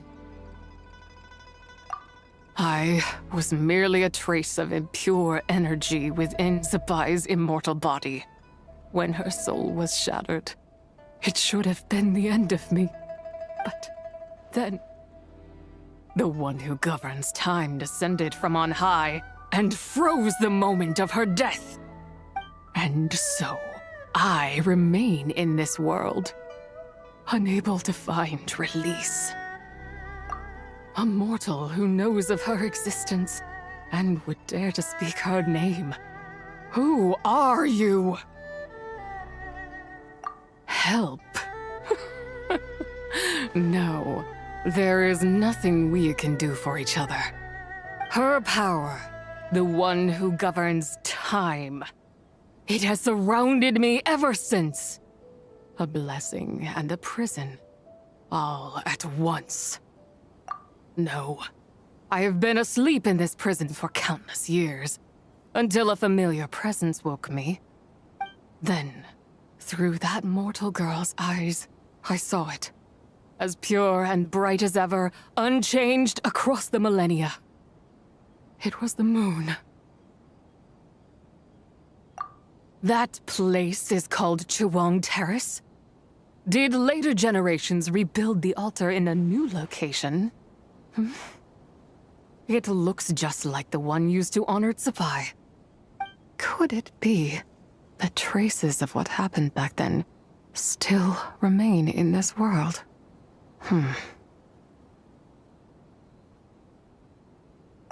That memory is embedded deep within the essence of Zibai's soul. It is one that should have been forgotten. Yet, it is precisely that which haunts my every waking moment, fuels my rage, and denies me a modicum of peace. Now you, a mere mortal, come to seek that which is forbidden. So, let us see whether the fire that fuels your ambition is a hero's wisdom, or a fool's courage. I shall relinquish control over this body's curse, and let it devour everything within sight. Run as fast as you can, lest this prison become your grave. Look, it draws near. The river of time, come to sweep all into oblivion. A torrent of tears for the dead and departed. I shall wait for you at the end, mortal. Evade being swept up in its waters, and I will show you everything. Fail, and we shall sink into oblivion together.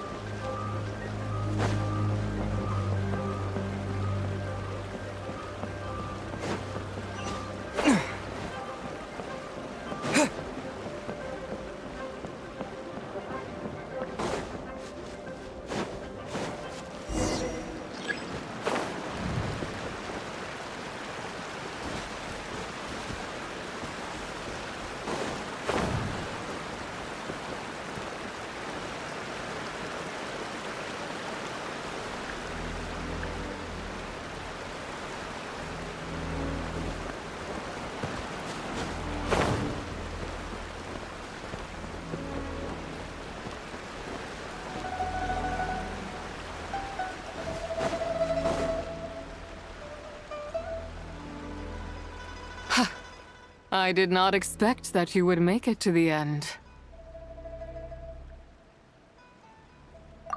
Yes, it would seem even time cannot hold you back. In that case, perhaps this truth is one you can bear. Come, let your wish be granted.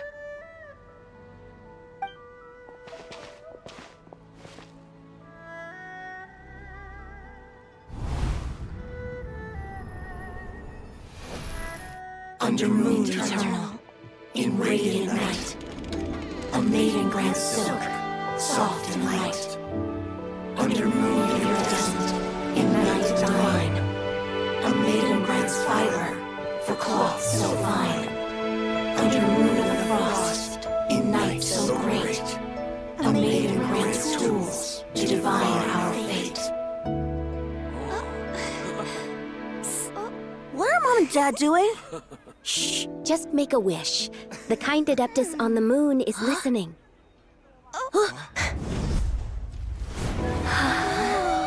Look, it's Lady Zibai. Wow, Lady Zibai? Is she powerful? Of course.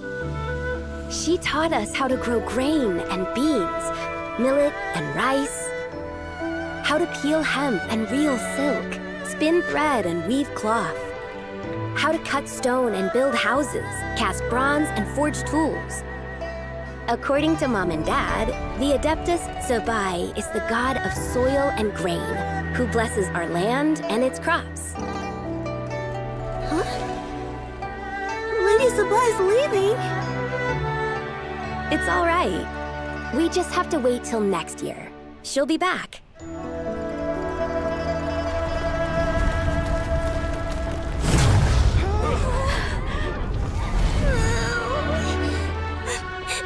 Mom and Dad are gone. Why hasn't Lady Zibai returned? She'll come. We just have to believe. What is that?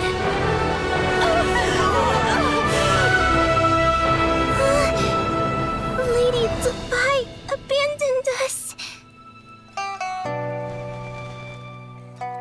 All places tainted by the abyss need to be purified. That includes Long Gone. And what of its people? You know what will happen. You are but an emissary to the mortal realm. This is Heaven's will. There is no need for guilt, and no place for hope. I wouldn't dare. But the people of Langan honor me, worship me, pray to me. If I do not answer, the guilt will be too much to bear. And if you do, you will meet the same end. Then as their god, I shall die among them.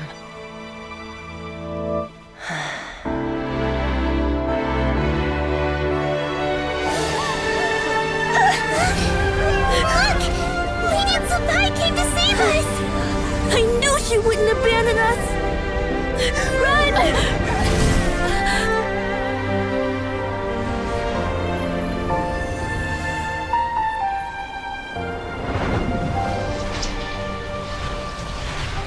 You have done enough.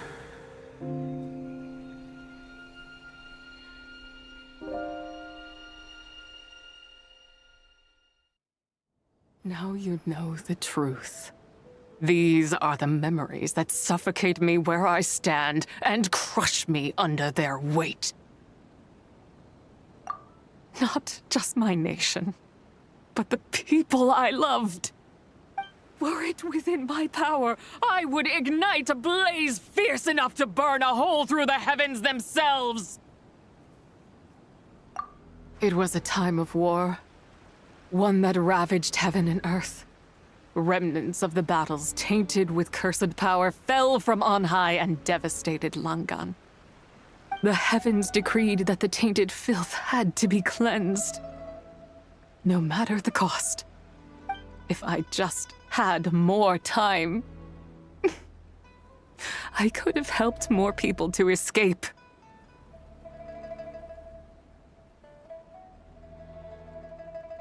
But it wasn't enough. I just needed a bit more, and they all could have survived.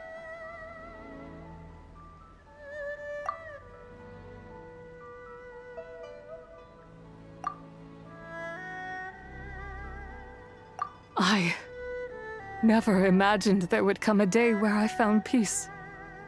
So long this rage has been within me. Yet here in this moment, It has stilled at last. Thank you. If you wish to bring Zibai back to life, mortal, then you may take the part of her soul that lives in me. Just remember, from this moment onward, the fate of Langan's fallen rests on your shoulders, and that cannot now be changed. As I said before, I am but a remnant of Zibai's adeptal form, a manifestation of her wrath that was not meant to linger in this world. By taking away this fragment of her soul, you take away my shackles as well. So, let it be done. Ah, it's your turn to grant one of my wishes, is it? Very well. In regard to my fate, and that of Langan's fallen, I know there is little I can demand of you. However, should another raise a war banner against the heavens someday, let my name be set upon its cloth. I ask for this, and nothing more. Now, take what you came for. I was a lone moon, shrouded and dimmed in cloud-veiled night. Now darkness breaks, free and unburdened. I reclaim my light.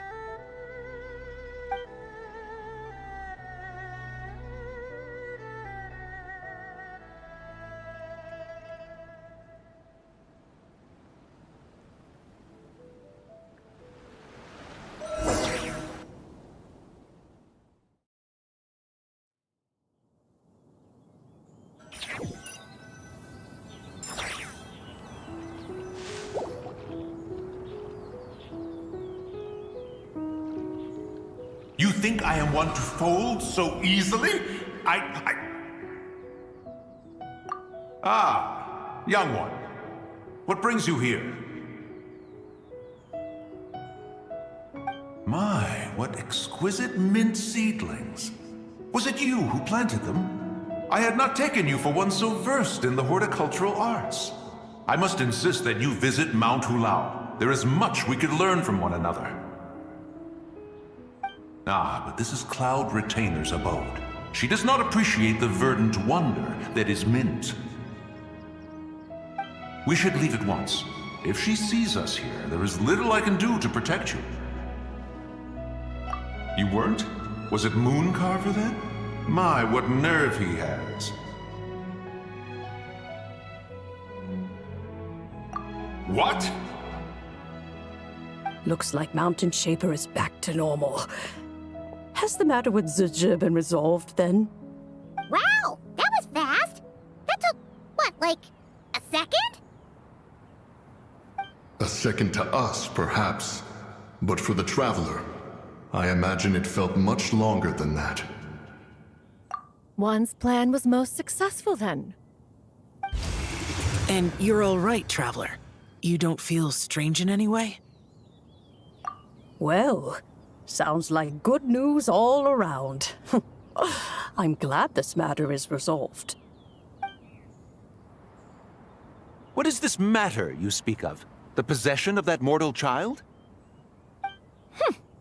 The matter of Ziji may have been resolved, but there is another that is far from over. The mint you planted around my abode. Perhaps you have a moment to spare for a little chat, Mountain Shaper.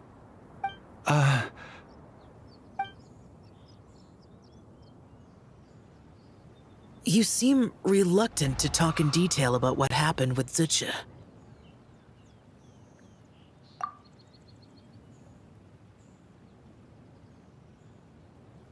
Don't worry. I won't ask you to reveal her secrets to me. And I doubt the other Adepti will either. Huh?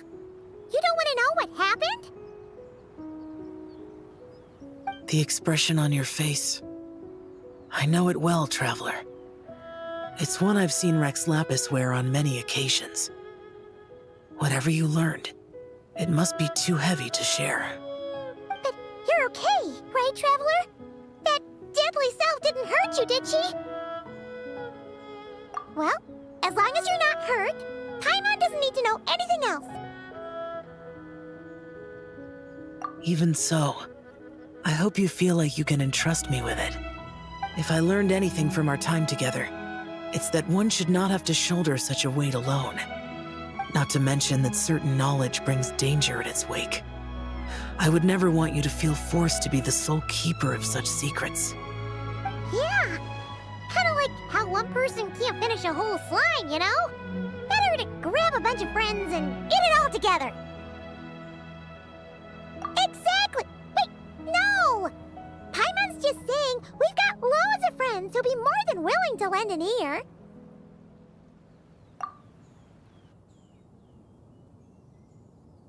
I never knew there was such a tragic chapter in the ancient past of this land.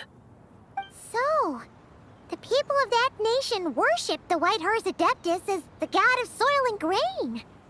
It would seem, then, that Rex Lapis had a similar reason for withholding the details of his recent trip.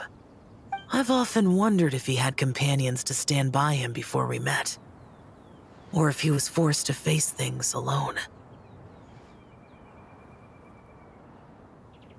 Regardless, Lantern Rite takes place in 2 days. Let's meet back up again there. If there's no news of Rex Lapis by then, we'll have to come up with a plan.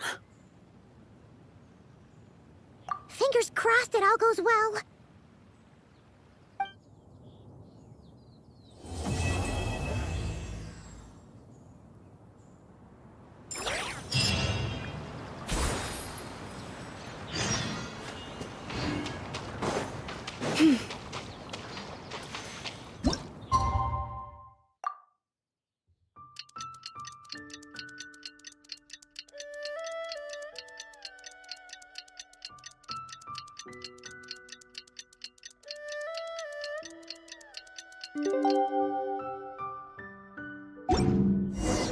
It's time to meet back up with Xiao. Let's head to Mount Outsong.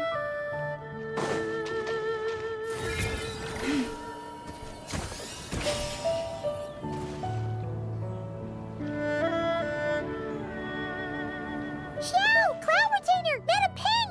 We're here! Any news on Zhongli? Wait, are we missing 2 Adepti?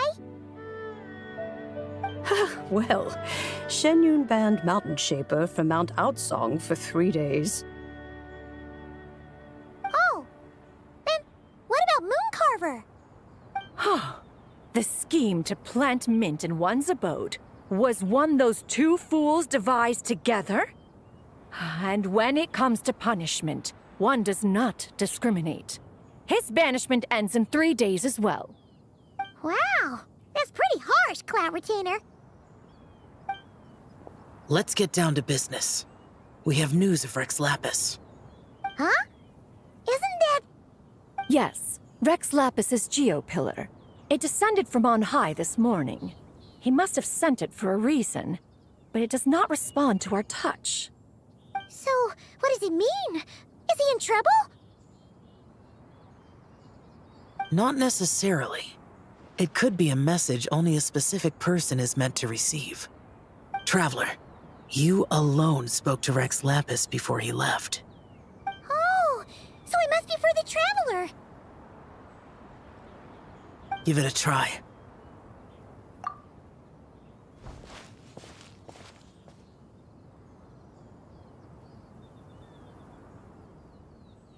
Come to the spring on Mount Qingse. I have left an entrance for you.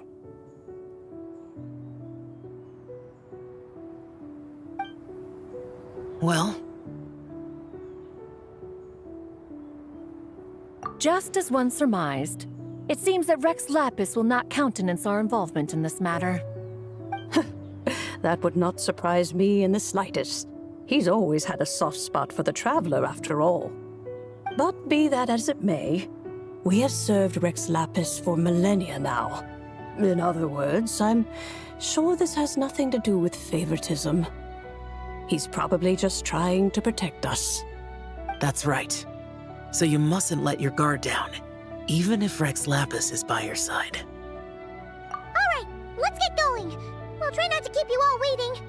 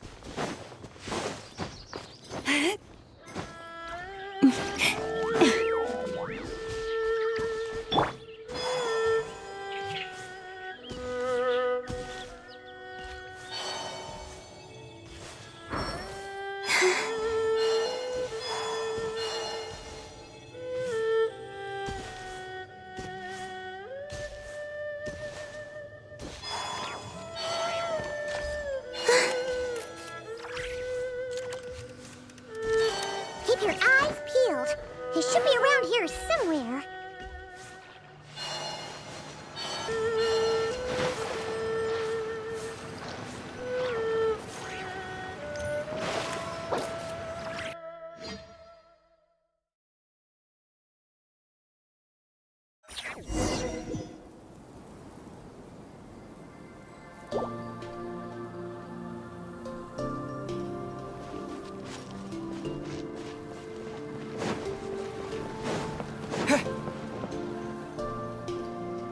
Who could have imagined that the once mighty Geo Archon might end up so, sitting on a humble stool in the woods, quietly weaving moon lanterns?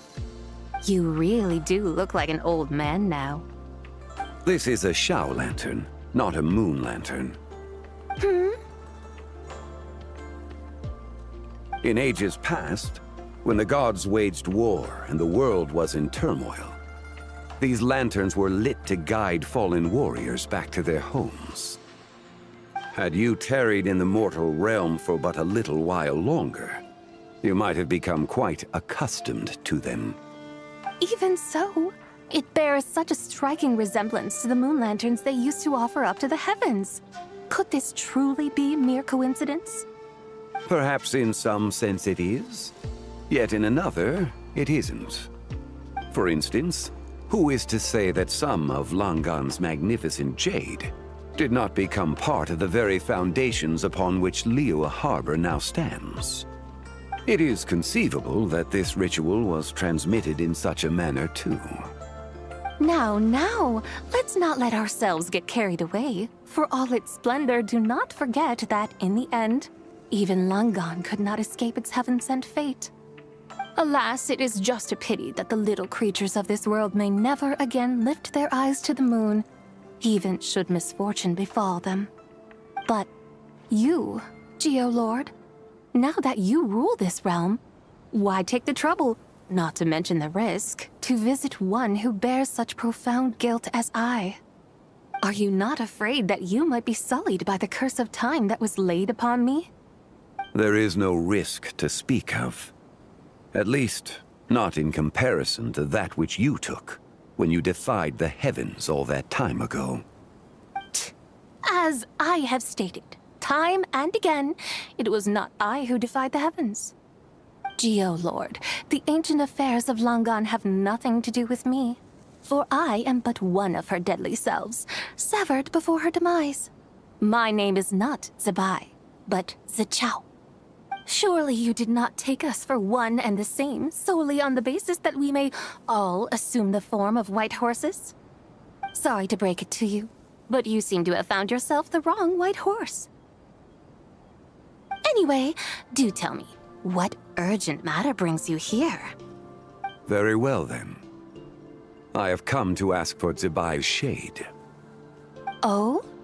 So, the Geo-Lord has set his sights upon Zibai's human soul. And what is it that you intend to do with it? The world outside is changing. With the new moon's birth, the confines of the Shadow Moon are gradually disintegrating. In other words, the heavenly soul is set to return. Consequently, strange phenomena have manifested within Langan's former domain, leading to the earthly soul's reappearance as well. The last of the trio, the human soul, is in your possession. Most intriguing. My intention is to gather all three together, so that an old friend may finally make her return. I must admit, it seems that some remarkable affairs are coming to pass in the outside world.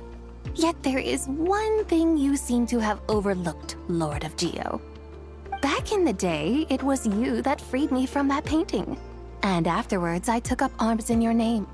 Together we first subdued Chenyu Vale, then brought peace to Mount Qingse. It was for this cause that the contract between us was made. But now that the debt has been repaid, what cause have you to expect my aid? Zibai and I have long been friends. Given not only that you were manifested from a corrupt desire within her divine form, but that you also possess a fragment of her soul, how can you purport to be the wrong White Horse? I think you'll find that we are now as separate and distinct as any two beings ever were. What once shone with radiant purity has long become dust. What you see is no longer what it was. Oh, great Lord of Geo, should this still be unclear to you, I bid you take your leave. It seems that the fault lies in my own lack of consideration. As you wish. I shall let this matter rest. Wait! One moment, if you will. Should this not be your opportunity to propose a new contract? The part where you make me an offer I simply couldn't refuse? Even those puny mortals know how to haggle when striking their bargains. Should you, the famed god of contracts, not likewise strive for success through negotiation? Come now, enough with the posturing. It's time to name your price. Very well. I had, in truth, prepared a new contract for your consideration. I knew you would not come before me unprepared. Yet, you should know that I want for nothing, for I live in the mountains, carefree and untroubled. Occasionally, I even find sport in teasing the mortals who stumble into my presence. Then why persist in telling them those ancient stories? I speak of what transpired before the sky collapsed and the earth sank into itself. That is merely my way of passing the time. And what of it? Would any believe, much less remember, the ramblings of a mountain hermit? Those tales have long since spread throughout the mortal realm. Who? Should my words prove insufficient, I invite you to see the world for yourself. To this end, I have found you a pair of trusty guides. The Lantern Rite is presently underway in Liyue, and should prove quite intriguing for you. So this, then, is the contract you have prepared for me? Indeed it is. Think of it as a contract for a one-day festive excursion. Surely you do not hope to offer this in exchange for Tsubai's shade. The foundation of my very existence for a little excursion seems a little steep, wouldn't you say? Why not see for yourself? You can always decide afterwards. The final determination, of course, shall rest with you. Is that so? Then perhaps this deal might not be entirely off the table after all. Where then are these guides of which you speak? Hey, it's Xiangli! Oh, we've been looking for you everywhere. We thought you might have gone missing. You're here. So these are my guides. Well, well. They certainly look the part, I'll give you that. Guides? Oh, you poor innocent little creatures. The benevolent Lord of Geo has sold you to me, which means that for the rest of this day, you belong to me. Sold us to you? Just what have you gotten us into, Xiangli? The situation is not quite as dire as that would sound. I ask only that you accompany my Adeptus friend on a tour of Liyue. I would suspect that depends on how well you entertain me. Entertain you? Let us start with this Liyue harbor of which I have heard so much. Nowhere is quite so fascinating as a place teeming with little mortals. How come this Adeptus sounds so different from what Paimon imagined? Okay, we'll take care of it.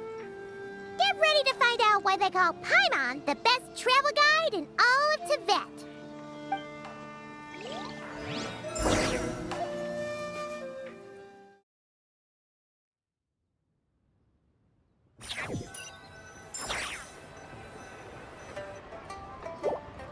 Look! We've arrived at Liyue Harbor. Not only is it Tibet's busiest port, it's also the beating heart of Liyue. So, dear Madam Adeptus, where would you like to go first? With humble fare and wine to sip, in comfort clothed and soul at ease, one eats, and all the heart's ills cease. So we're heading straight for the good stuff? Well, you're in luck, because Paimon's an expert when it comes to food. There are two main cooking styles in Liyue. Li cuisine, which is all about mountain delicacies, and Yue cuisine, which is centered on seafood. The most famous restaurants are Liuli Pavilion and Shinyue Kiosk. Oh, now Paimon's starting to drool. Yes, our only option is to go try them both. 2 meals, back to back. Both sound like excellent options to me.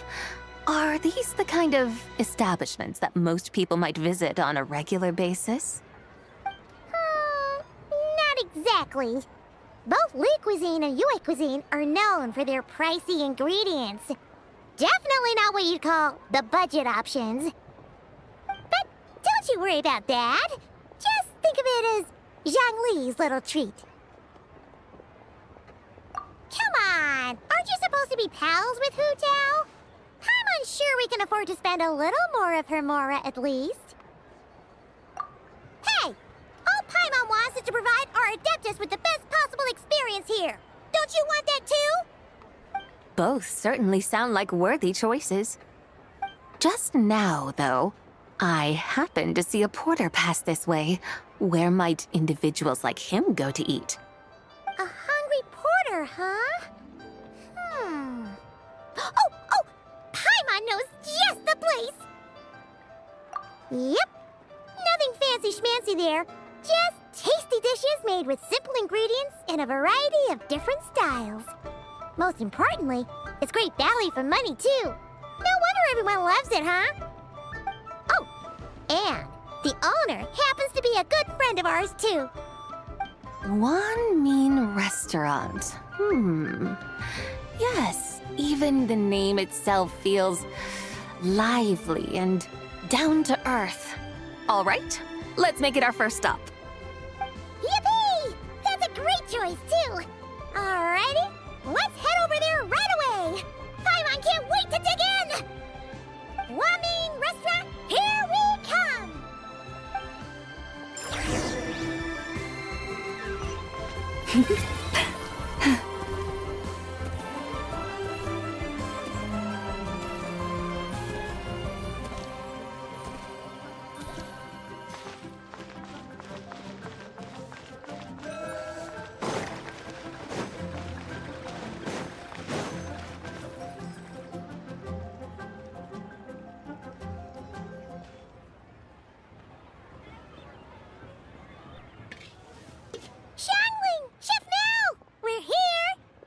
Oh, hello there. What a surprise to see you two. Welcome, welcome. Hey there, Traveler and Paimon. We're a little busy today, so grab a table while you still can. But I don't think I've met this lady before. Is she a new friend? You could say that. Oh, I see. Well, hey there. A friend of the Traveler's a friend of mine, too. Don't worry, we'll take good care of you. Just order whatever you want, it's on the house. By the way, I'm Zhongling. I cook here at Wanmin Restaurant. What's your name? Miss Xiangling, have you ever heard of the White Horse Adeptus? Of course. What about her?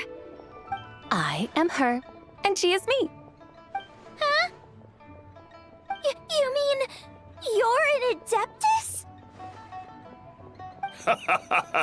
Oh, you young'uns crack me up. Come on, Xiangling. You've got to keep up with the times.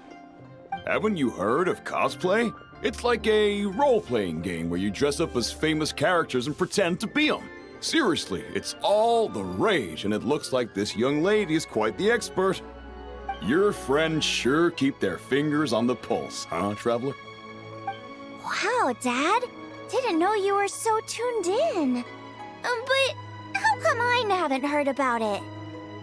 You gotta listen to our customers. Didn't I tell you to spend less time chasing after wild vegetables and more time making friends? You're even more out of touch than I am. Hey, I like making friends too. Isn't that what I'm doing right now? Anyway, even if it is just a costume, is it alright if I still call you Whitehorse Adeptus? Of course it's all right, because that's exactly who I am. Okay. I can see you're really committed to the role. How about I call you the real Whitehorse Adeptus instead? In that case, you can call Paimon the real Traveler. Yeah, right. You could have at least switched outfits. Puny mortals. Nevertheless, I suppose it might be amusing to indulge in your little charade, for a while at least. All right, go grab yourselves a table. I'll come take your order in a bit.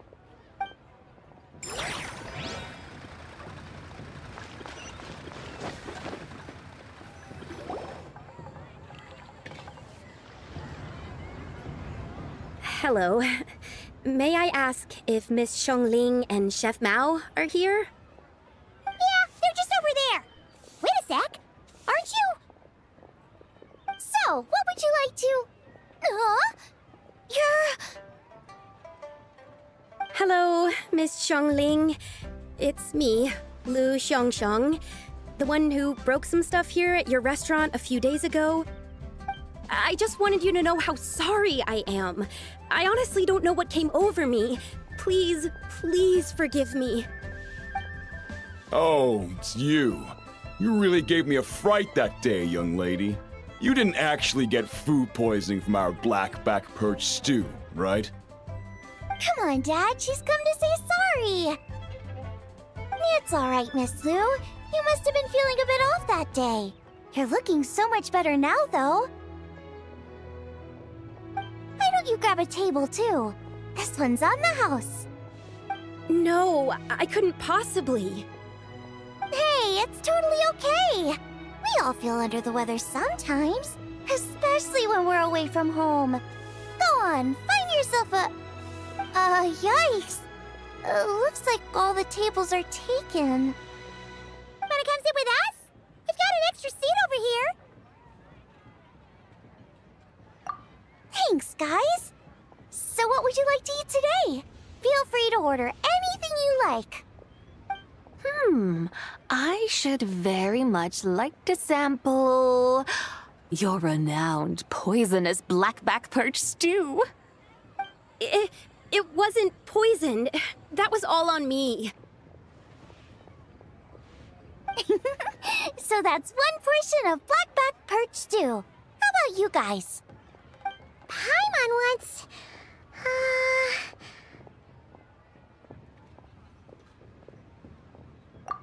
Sure thing! Looks like Paimon's having trouble making up her mind. Anyway, I guarantee you'll love it. Let me think.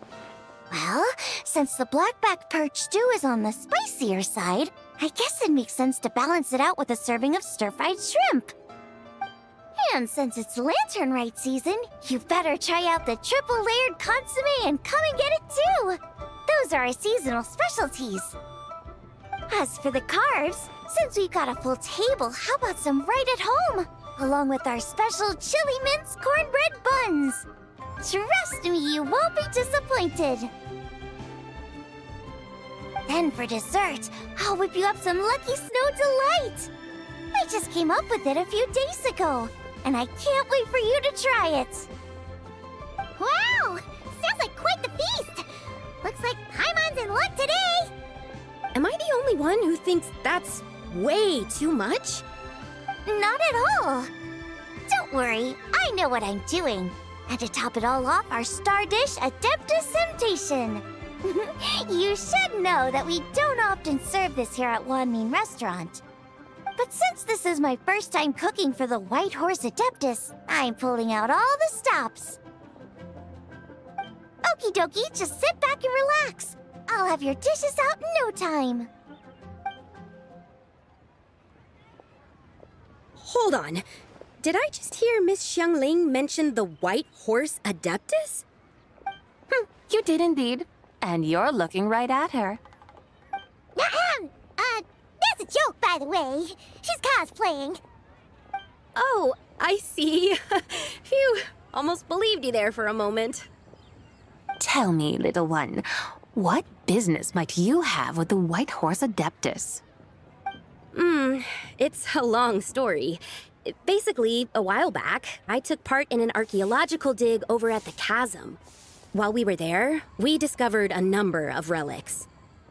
Our findings show that they date back to the era of Long Gone, an ancient nation whose people are said to have been the ancestors of some of the modern-day inhabitants of Chenyu Vale. And why might such matters concern the White Horse Adeptus? Because some of those relics not only seem to contain textual references to her, but even depictions of what she looked like. There have long been legends claiming that the White Horse Adeptus was a deity of that era, but there are plenty of other theories out there too. If I could just locate some more detailed records, I'm sure we'd be able to find out so much more. So you're into history? Well, to tell you the truth, I actually joined the archaeological team by sheer accident. But once I'd started down this path, I knew that I wanted to make something of myself. Recently, though, things seem to have taken a turn for the worse. Still can't believe I caused such a mess and even ended up hurting someone. Oh, so you're considering becoming a martial artist now instead? No, I mean, they weren't seriously hurt. It was just a few scratches, and they let it go after my mother compensated them. Either way, my career's pretty much over. And even though both the victim and the Ministry of Civil Affairs say they won't be pursuing the matter any further, my father says he's going to punish me according to our family rules. Family rules? Yeah, he's decided to ground me. I'll have to return to Chaoying Village after Lantern Rite, and goodness knows when I'll be allowed to leave again. Wow, that's harsh. Sounds like the kind of thing only rich, super traditional parents would do. We're not exactly rich, though. All we own are a few tea fields in Chaoying Village and a guest house in Liyue Harbor. A guest house? It isn't Baiju Guest House by any chance? Yep, he's my grandfather. So you've heard of the guest house before? Small world, huh?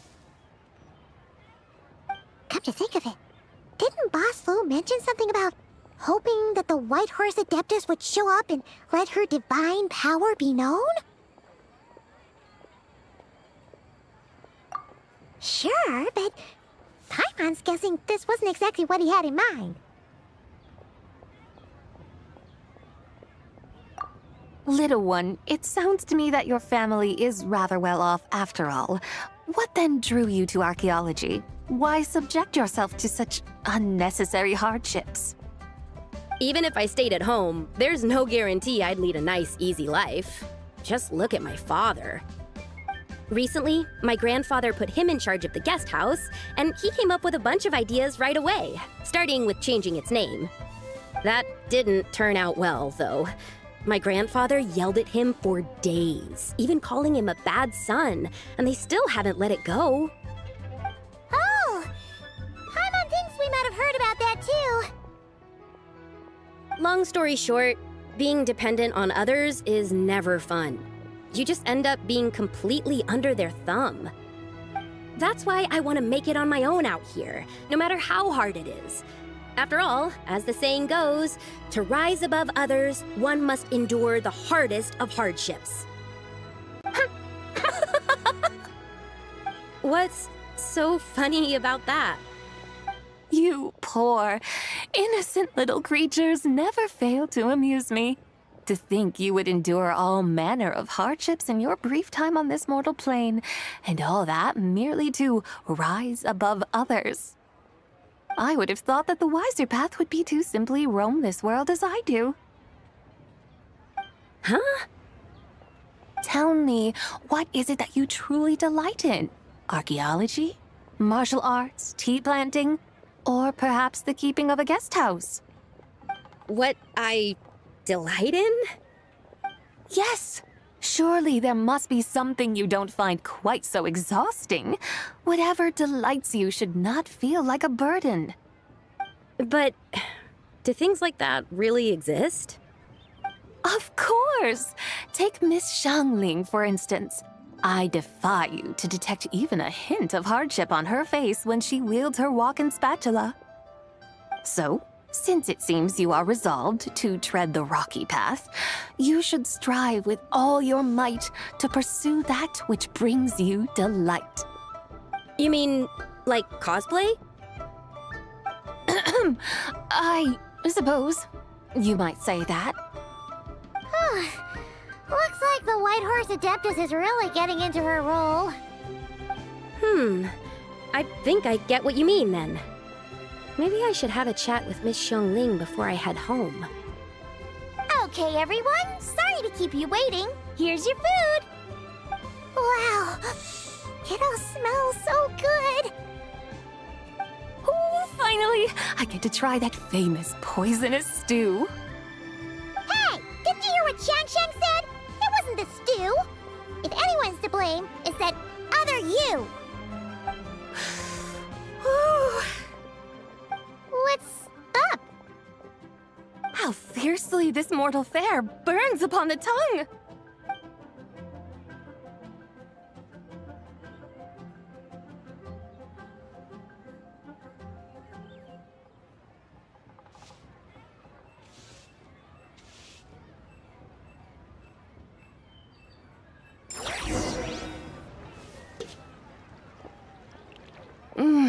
Most satisfying as poisonous stews go.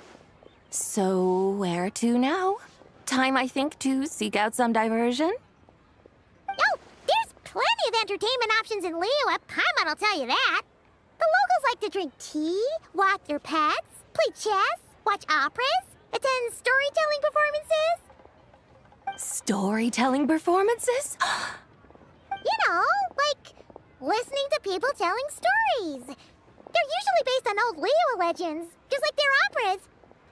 Stuff like the Divine Damsel of Devastation, Through the Eyes of a Dragon, or the Sanctification of Tao Do. What about the story of the bright moon that sits in the sky above us? Paimon doesn't think she's heard that one.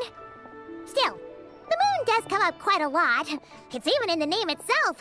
The Yue in Liyue actually means moon. Since we're on the subject, you like telling stories yourself, right? Why don't we go check it out? In that case, I'll have to trouble the two of you to lead the way. Awesome! Let's go! Third round knockout, here we come!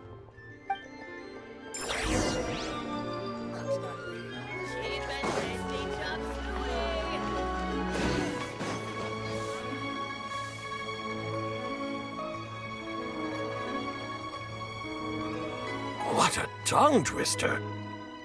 I'd have made a complete fool of myself if I tried to say it on stage without practicing it first.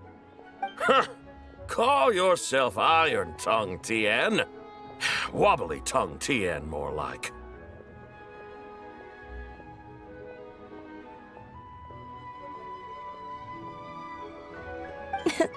I used to have that problem a lot. But if you just take your time to grasp the meaning and commit it to memory, you'll be able to say it smoothly in no time. You're right, Miss Yoon. I'll give it another try. Hey, Yunjin! Fancy seeing you here! What are you two talking talking about? Ah, Traveler and Paimon, we meet again. And who, may I ask, is this? You may call me the White Horse Adeptus. The White Horse Adeptus? She's not really an Adeptus. I see. Well, it certainly looks like a lot of fun. Oh, funny you mention it. This type of thing is actually something I'm quite familiar with. Once, to perform Through the Eyes of a Dragon, I decided to imagine that I was Rex Lapis himself. It was the only way to truly inhabit his mindset and understand his resolve to quell those demons. Sounds like you just wanted an excuse to feel all big and powerful. Hey, that's... You just don't understand how inspiration works. You're one to talk. Paimon's traveled all over with the Traveler, and she's seen things that would make your jaw drop. All right, then. Since you claim to be so knowledgeable, why don't you prove it by reciting an ancient poem? An ancient poem? Which one? Ha! See? You mean to tell me you've never even heard of the ancient poem called An Ancient Poem? What kind of a title is that? Quit teasing, Paimon. We only just found out about that ourselves. He's talking about the writing on those ancient relics. When we first saw it, we couldn't figure out what it all meant. So in the meantime, we decided to just refer to it as an ancient poem. However, thanks to the painstaking work of the scholars who were tasked with decoding it, it seems like that's exactly what it was. Or rather, an ode offered in veneration of the moon and the White Horse Adeptus. Oh yeah! Didn't Kuching mention that before? It's got something to do with Longon, right? That is correct. The Ministry of Civil Affairs has issued a notice stating that, although it is true that the moon may disappear tonight, we should be in no danger. In other words, there's nothing to fear. But if you're worried, we can always take a leaf from the Book of the Ancients. By reciting this poem, I mean, and calling for the White Horse Adeptus's aid. If we do that, I'm certain she'll protect our moon and keep us safe. Oh, seriously? Paimon has to get a look at this.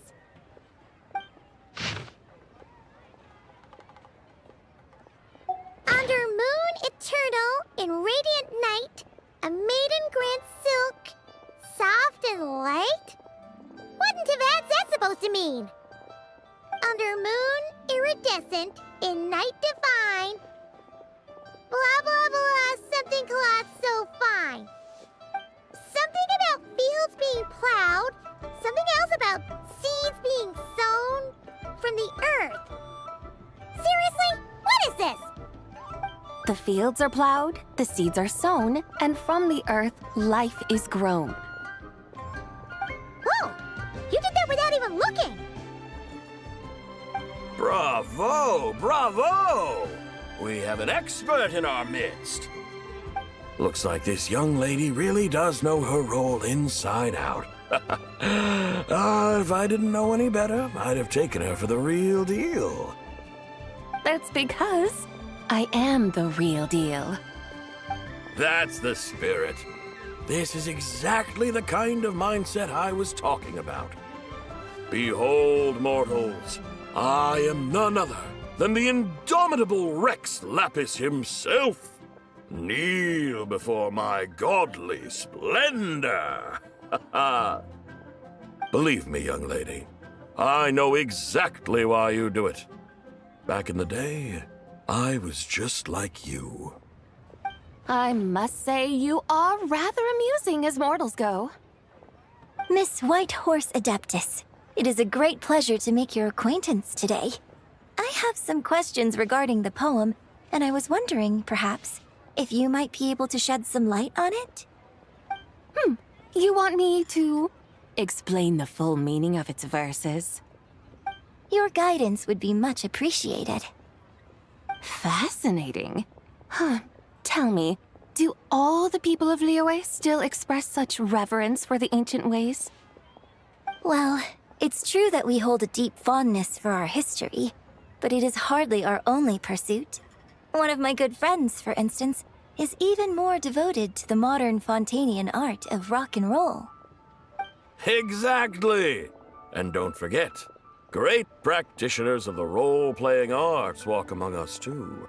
People like me and you, young lady. Yes. So rather than placing too much emphasis on our reverence for the ancient ways, it might be better to say that here in Liyue, 100 passions bloom, each with a voice of its own. I see. Then, I suppose it wouldn't do any harm for me to enlighten you. In truth, it is but a simple poem of blessings. Its meaning is this.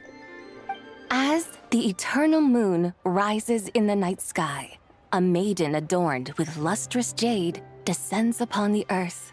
She blesses the kudzu vines and mulberry leaves, so that they may be used to make coarse cloth that is nevertheless soft, light, and comfortable to wear. As the iridescent moon rises in the night sky, a maiden adorned with lustrous jade descends upon the earth. She blesses the kudzu vines and hemp, so that they may be used to make fine, luxurious cloth. As the frost moon rises in the night sky, a maiden adorned with lustrous jade descends upon the earth. She blesses the mugwort and artemisia, so that they may be perfect for divination. So she really did come down from the moon? She shows the people how to use the plow and spade to purge the land of weeds, till the soil, and heap up the earth to make it fertile. Then with the hoe, she teaches them to sow their grain, bestowing the promise of life upon every seed. She blesses the millet and the beans, ensuring that their stalks and vines stretch forth without end. She graces the wheat and the rice, so that their heavy heads are filled with plump, glistening grain. Sounds like she's a real pro at all this farming stuff. The fruits of the field are harvested and brewed into sacred wine for honored guests. This we reverently present to the divine maiden, with every ceremonial step flawlessly observed, so that she may witness the depth of our piety and respect. Oh, divine maiden, how can your graceful presence in the sky not seem like that of a fairy descending from the heavens? Oh, divine maiden, how does your pure and radiant form not resemble the guardian spirit of our land? I send my heart's desire, ascending to the heavens, beseeching you to grant us good fortune and blessings in the coming year. Huh? So, that's what it's supposed to mean? I find myself speechless. Moved beyond the power of words to convey. Oh, young lady, you have shown me the heights to which a true role player might aspire. A truly remarkable performance. I did not anticipate that anyone could unravel this poem with such depth and clarity, and so soon after the Ministry of Civil Affairs noticed, too.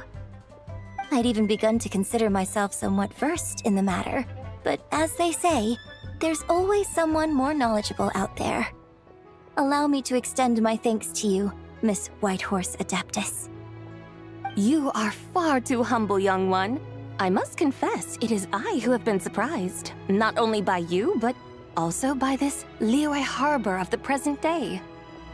Ah, so you're not from Liyue. And what, may I ask, has surprised you about it? Oh, it's nothing really. Just some old memories scattered here and there. Very well, my guides. I suppose it is time we set forth on the next part of our excursion. I'd like to go see that wharf now. What say the two of you? No problem. We'll take you wherever you want. Oh, leaving so soon? Before you go, allow me to introduce myself. I am Yunjin, director of the Yunhan Opera Troupe. May I ask your name in return? My own name is scarcely worth mentioning, but since you asked, perhaps perhaps I'll tell you the title of that poem instead. Huh? So, it isn't actually called an ancient poem? Of course not. Its real title is Odes of Long, Zibai. Odes of Long, Zibai. All right then, until we meet again.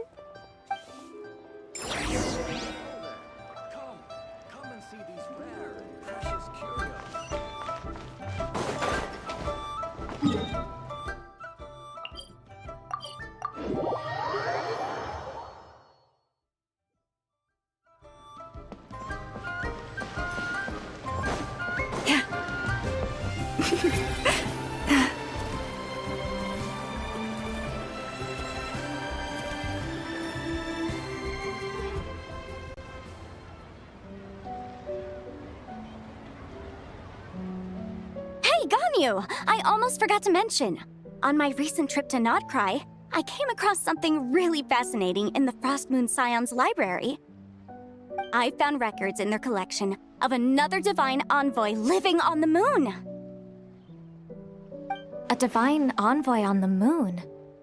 You don't think it could have been referring to the White Horse Adeptus too, do you? No way to say for sure. Still, the similarities between our legends are intriguing, to say the least. Isn't it amazing? Especially when you consider how far apart we are. It truly is. We might live in different lands, but when we look up at the night sky, we all see the same moon and stars. Right? It's like we're all bound together, no matter where we are. When you think of it like that, it's almost as if our friends from other nations will be right here celebrating with us. Isn't that a wonderful thought?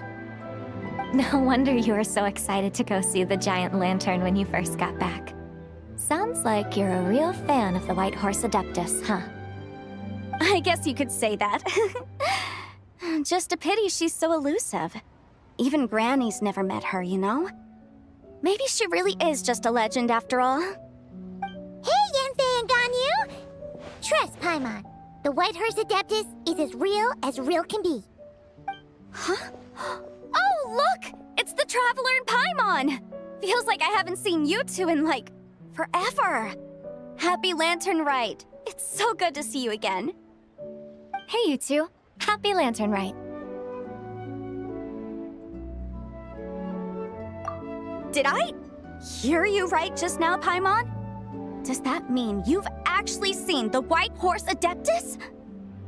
She has indeed. And now, so have you. Huh? And you are? Why, who else? The White Horse Adeptus, of course. Could you maybe start with something else next time? You're the White Horse Adeptus?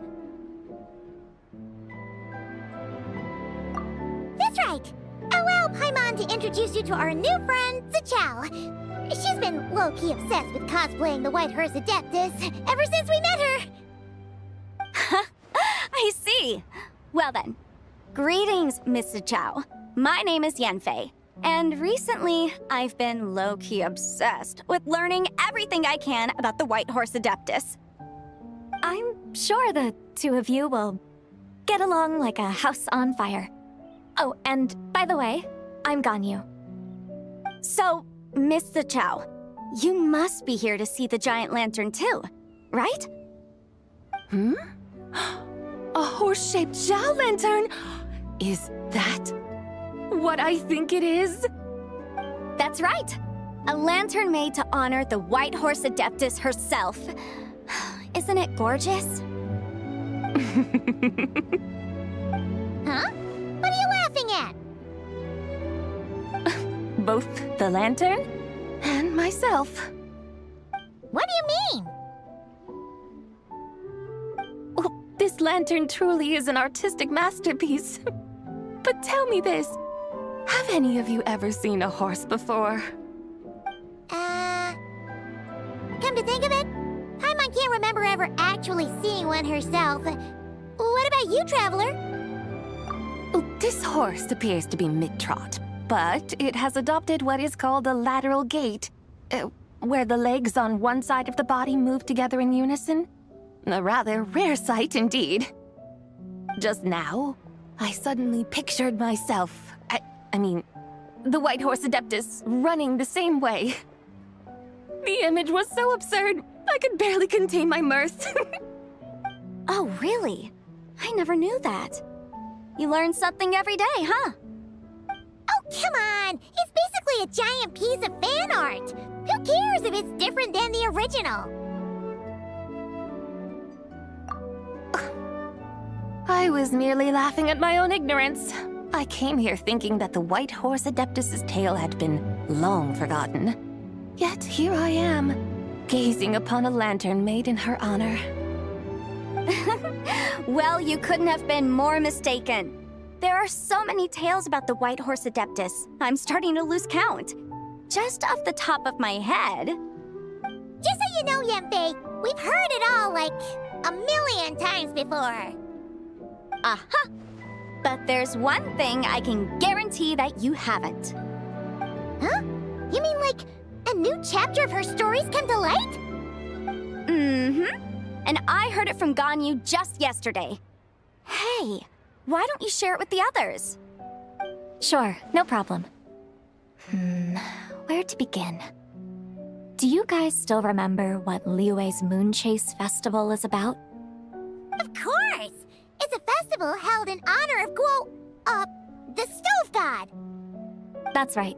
But it took a really long time for the Stove God Festival to become what it is today. In its earliest form, it was actually an Adepto ritual known as the Moon Chase Rite. Paimon remembers Madame Ping mentioning that before, but she never explained exactly what it was. According to Cloud Retainer, the Moon Chase Rite was originally a ritual meant for communicating with the moon. Communicating with the moon? But for what purpose?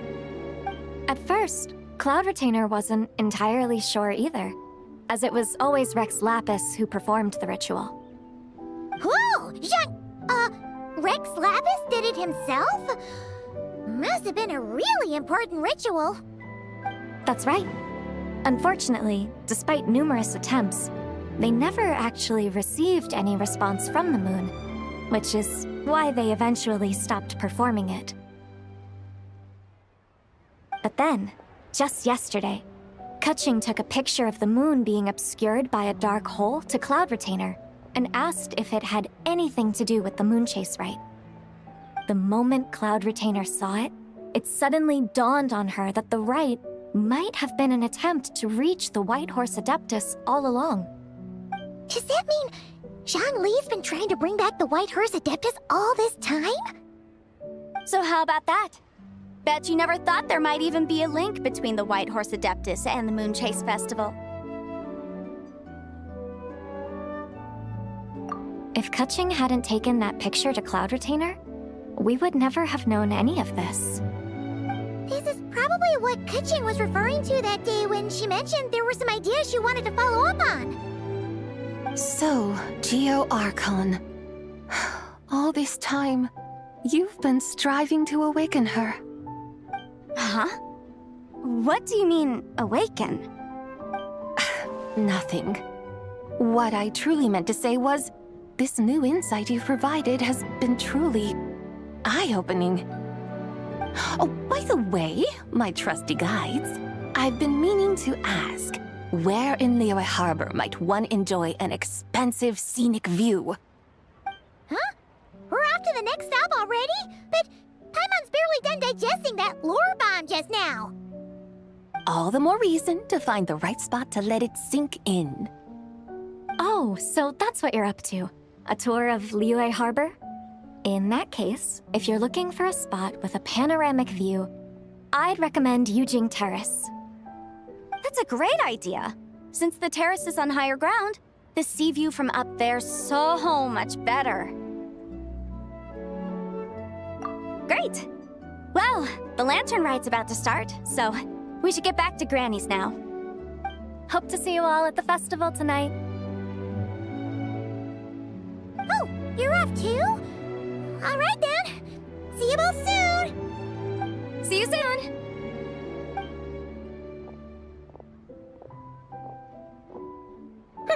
Very well, my guides.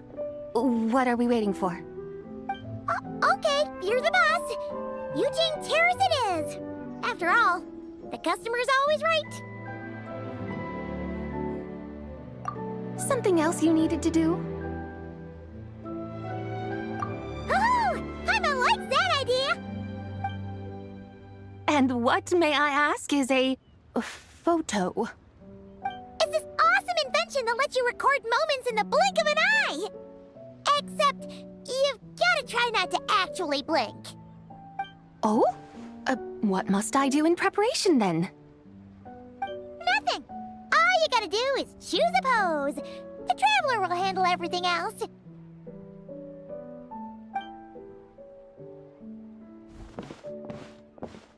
Come on, let's give it a try. Look, we got a great picture. Paimon's gonna call it The White Horse Adeptus Meets the White Horse Adeptus in Liyue Harbor. Huh. They've even discovered a way to preserve moments in time. Now I truly am curious to witness what else these mortals might accomplish. Very well, let us proceed. Eugene Terrace lies in that direction, does it not? Hey, wait for us!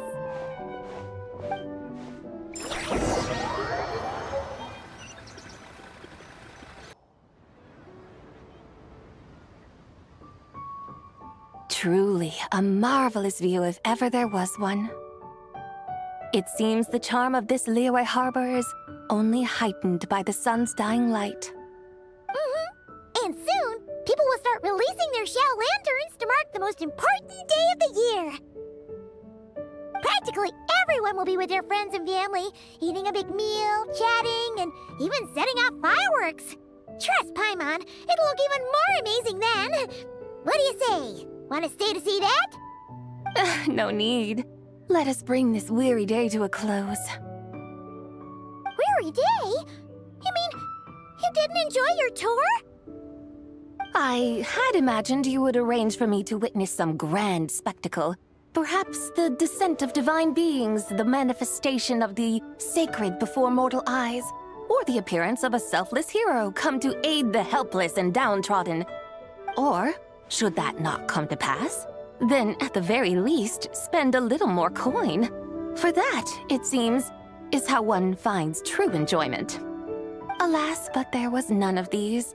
Instead, we merely filled our bellies, listened to tales, and gazed upon a crude imitation of my likeness. And now the sun begins its descent. What a day of quiet tedium. Well, we're so sorry. If we'd known that was what you wanted, we'd have done it all differently.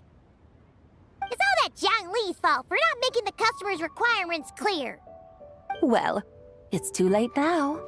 Do you still believe I would part with that soul fragment, now so intertwined with my very being? But...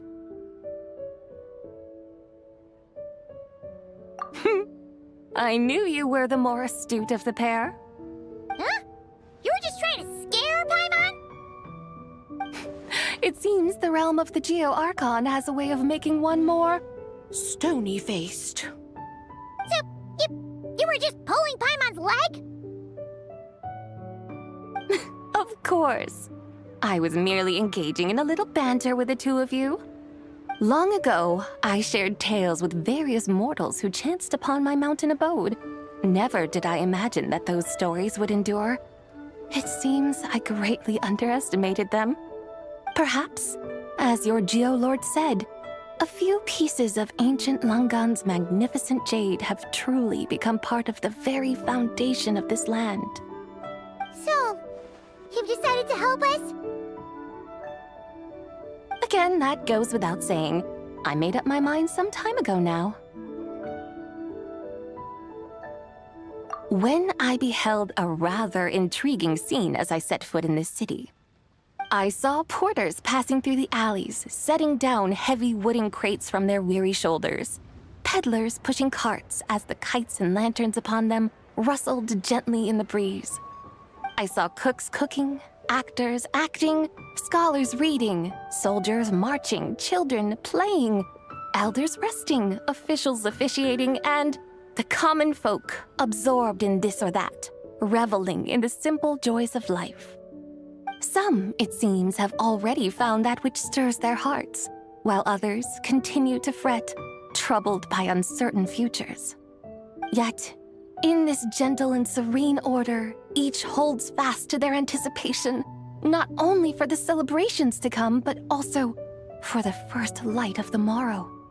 Scenes I once yearned to behold now unfold before me, no longer in Langan, but in Liyue Harbor, thousands of years on. How wondrous is this mortal realm!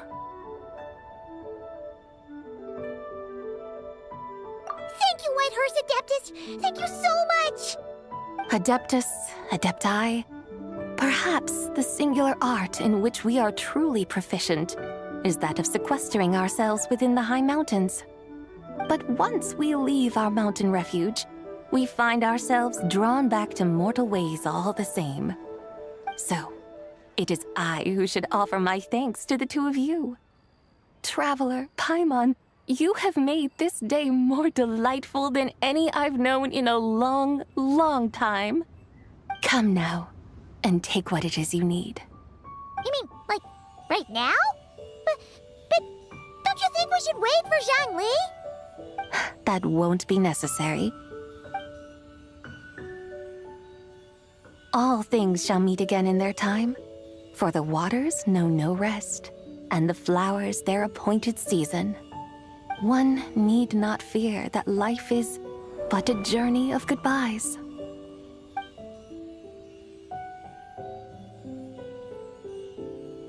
Is she gone?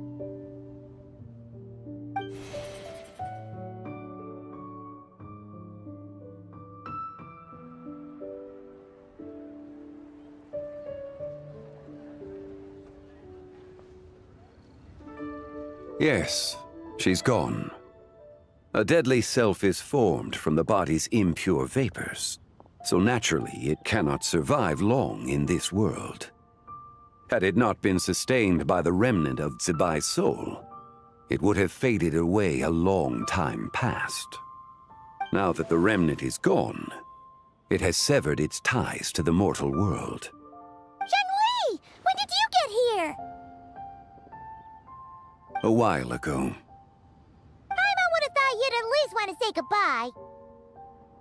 Though mountains endure, the ceaseless waters will, at last, wear away their sharp edges. Thus must I meet the marks wrought upon her by the ruler of time with great caution. It may be goodbye for now, but someday we will meet again. Really? And when might that be? Who can say for sure? Years and years from now, perhaps. Or maybe tonight, at the Lantern Rite. Are you saying that if the White Horse Adeptus were to be resurrected, she'd still have the memories of the three deadly selves? That she'd still remember us? We will find out soon enough.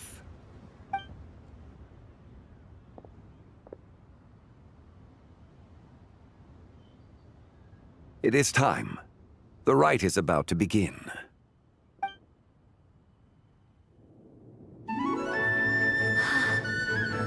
The rite is about to begin.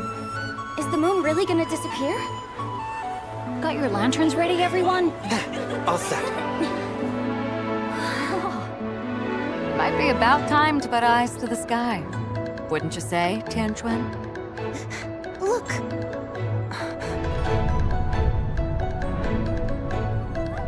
When the sun's out, eat the sun. When the moon's out, eat the moon. Whoa, is this the lunar eclipse? Under moon eternal, in radiant night, a maiden grants silk, soft and light. Under moon iridescent, in night divine. A maiden grants fiber for cloth so fine. Under moon of frost, in night so great, a maiden grants tools to divine our fate. The fields are plowed, the seeds are sown, and from the earth, life is grown. The seedlings stretch, the crops do rise, and all unfolds before our eyes. Fruits are gathered, sweet wine is poured. These gifts we offer to our Lord. Pure is heaven, so fair and bright. She shines as light in this dark night. And with her does this, wish take flight.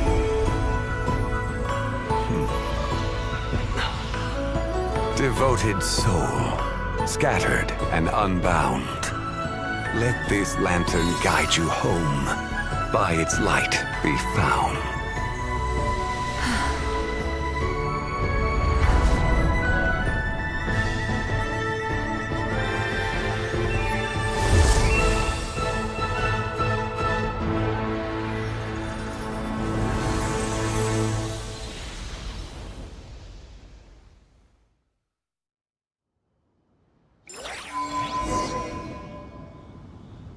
Did we do it? Do we finally get to meet the real White Horse Adeptus?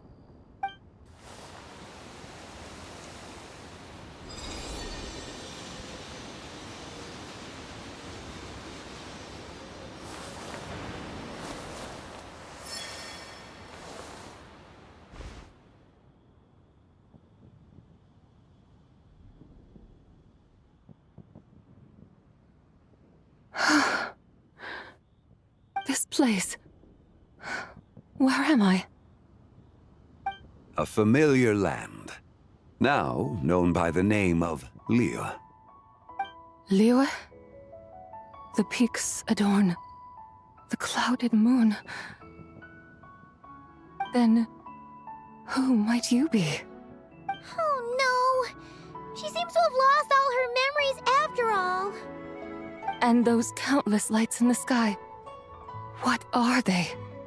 These lights, each like a dwelling in glad accord, usher in this day of joyous rebirth. And whose rebirth might that be? That of my old friend, Zibai. Zibai? Yeah, that's you! Don't you remember anything at all? That's... me? Oh, yes. The envoy of the Lunar Palace. My name is Zibai, indeed. Then you must be... the Lord of Geo, Heaven's Star. Many years have passed since we last saw one another. Zibai, my friend, welcome home. Home? But why does this place, this Liyue, feel at once so strange and yet so familiar?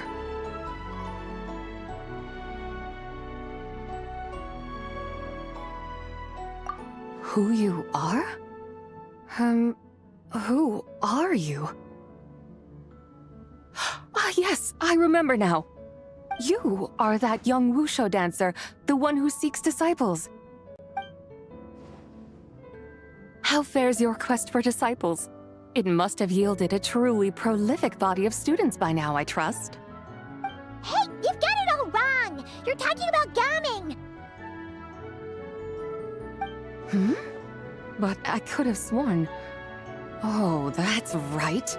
You're that impudent blonde youngster who kept meddling in my affairs.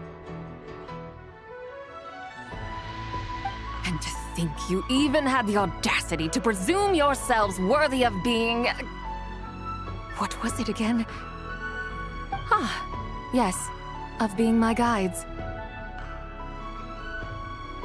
How very wonderful to see you again, my most faithful and beloved guides.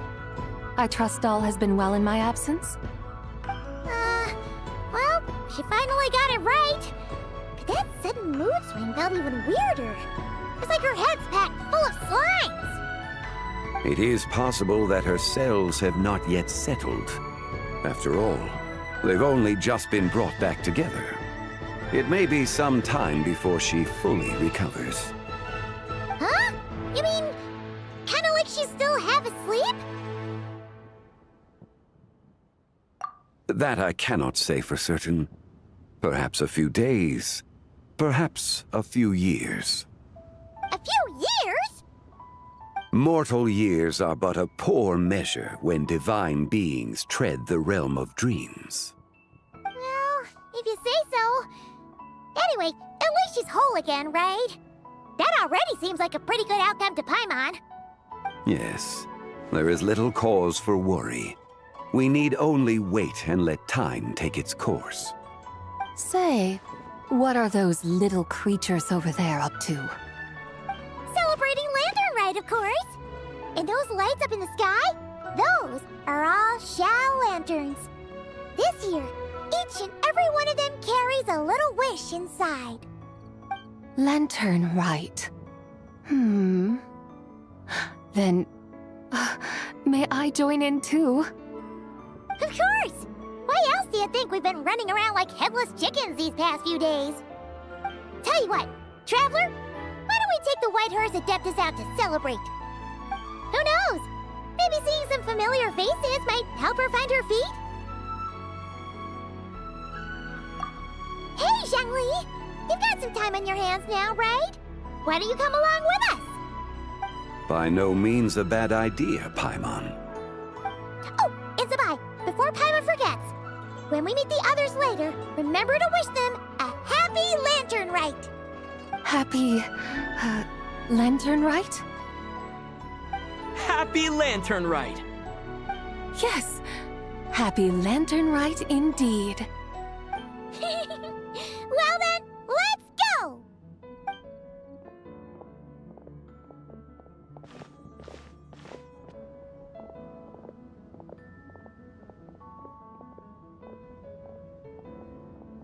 Lantern Rite. A night of joy, reunion, and moonlit blessings for all.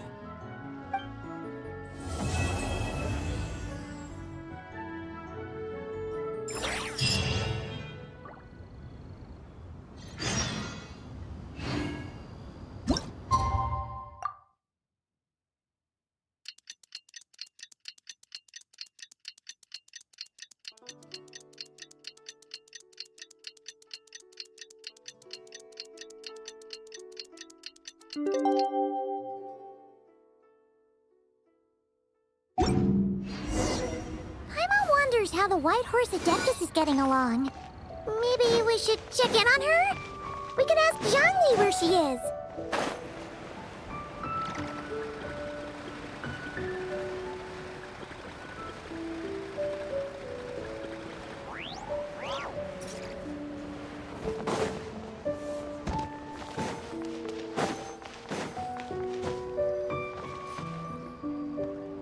Oh, looks like Zhangli hasn't stopped by for tea today. Hey, are you two looking for your friend? Try going up that way. Is Zhangli up that way? No, but that young lady who was dressed up as the White Horse Adeptus the other day is. She's your friend, right? I just saw her head toward Wanmin Restaurant. I was wondering why she was eating alone. But then you two showed up hot on her heels. Oh, what luck! We were just on our way to find her. But what's she doing at Wanmin Restaurant? I have no idea. I said hello, but she completely ignored me. She couldn't have forgotten who I am, right? I mean, we're kindred spirits, aren't we? Maybe she's still half asleep, but her brain might be a little fuzzy. Oh, that makes sense. I was wondering why her eyes were so red. Her eyes were red? Oh, that doesn't sound good. You young people, staying up all night because you think you're invincible? Look at your friend. Missing out on sleep so she can pretend to be the White Horse Adeptus? That's where that leaves you, you know. A word to your friend from someone who's older and wiser. She really needs some rest. Paimon won't be so certain about the older and wiser part. Yeah, what was that? Hurry along, then. Oh, and don't forget to come back and check out my Rex Lapis cosplay when you're done.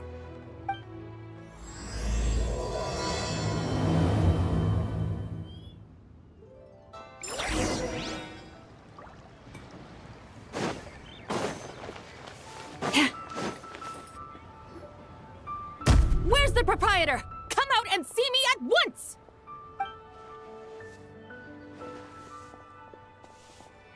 Xiangling and Chef Mao aren't here right now. What can I help you with? And who might you be? My name is Shenhe. I work here at Wanmin Restaurant. Shenhe. Shenhe. Are you that crane adeptus who loves planting mint? It's been a few days. Have you improved your gardening skills? Did you manage to cover the slopes with mint? Mint? I don't know anything about mint. But I am familiar with Qingshen and glaze lilies. Ha! Already casting mint from your mind. How can a practitioner of self-cultivation be so fickle, chasing after every new plant that catches their eye? I'm not sure I get what you mean. Are you delirious from hunger? Would you like something to eat? Shenhe! White Horse Zibai! So this is where everyone is! Traveler, Paimon. It's been a long time. Happy Lantern Rite. Is this customer a friend of yours? Don't mind her, Shenhe. She's just a little cranky because, she didn't sleep well last night and she's only just woken up. Look how red her eyes are. I see.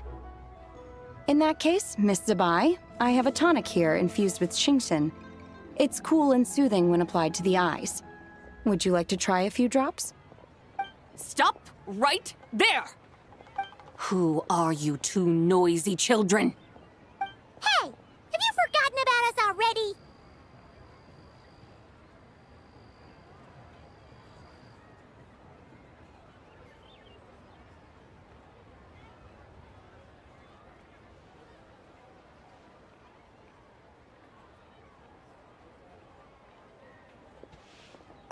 Guides. Yes, I seem to recall something about some guides. Ah, yes, now I remember. What luck! I was just looking for someone to show me the way to Elong Wharf. Huh! Is she starting to come around? Someone requested my help in purchasing some tea leaves. I was informed they have discounted prices during the festival and that I shall get a good deal there. Tea leaves? This sounds like Zhongli's doing. He sure knows how to get people running errands for him. Your friend Rex Zhongli initially requested the most expensive tea, but then a young lady in a hexagram hat mentioned he'd burned through the Wangsheng funeral parlor's yearly expenses at an exhibition a few days ago. As such, he is only permitted to buy items that are discounted this month. Oh, that's his boss, Hu Tao. It's about time she realized the problem and put a stop to his spending sprees. Oh, I see. So that's why you're here. Unfortunately, Wanmin Restaurant doesn't sell tea leaves. If you're truly in need, I could gather some wild tea from the mountain slopes. You don't sell tea leaves? But I remember your boss, Miss Lu, saying that she owns tea fields. You really should get some rest. The person you're talking about isn't the boss of Wanmin Restaurant. She's just like you. She came here to eat. Is that so? Life really is full of surprises. What surprises? Your brain really is as gooey as a pack of slimes. Paimon can't believe Zhongli entrusted you with going all the way to Yilong Wharf and buying tea. That would be excellent, my dutiful guides. Ah, yes, Miss Crane. I apologize profusely for my improper behavior just now. Please forgive me. I completely understand. Master often says that the human body is like a mechanism in need of regular maintenance. When a person cannot rest at night, they are sure to become irritable and on edge. Miss Crane, you appear reasoned and compassionate on the surface, yet I sense dark forces churning within your spiritual core. Those red ropes you wear are what bind them, am I correct? Oh, you can sense that? Indeed. I also sense that with your strength, you might try undoing one or two of those bonds when training. Untie Shenhe's ropes? Wouldn't that be risky? Though the use of red ropes to bind the soul is a wondrous technique, practitioners must eventually learn to break free from external aids and look within themselves for restraint. Master has told me similar things, but I am not ready yet. Your self-cultivation has progressed far enough. Then I will seek further guidance from my master. If you still have doubts, you can find me at the Baiju Guest House. I'll be taking up residence there for a while. For now, my dutiful guides, let us be off.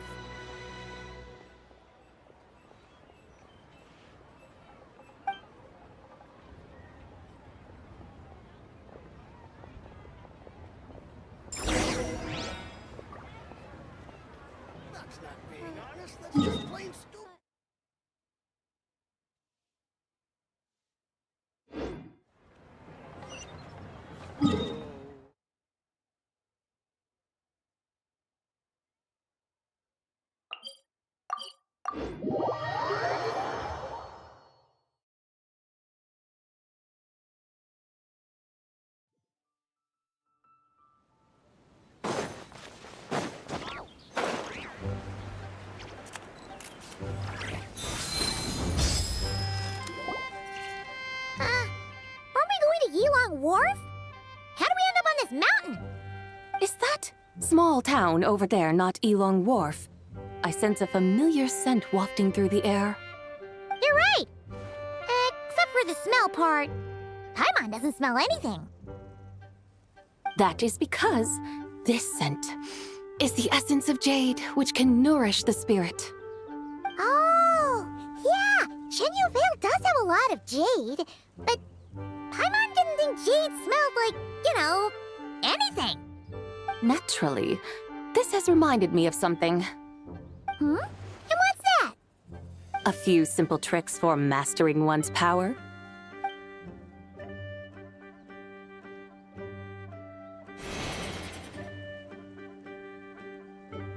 What is that thing? I'm sure you've been to Yilong Wharf many times before, but I wonder if you've done so while cruising through the air. You've been such dutiful, dedicated guides, so allow me to offer this fresh experience as recompense. Please step in.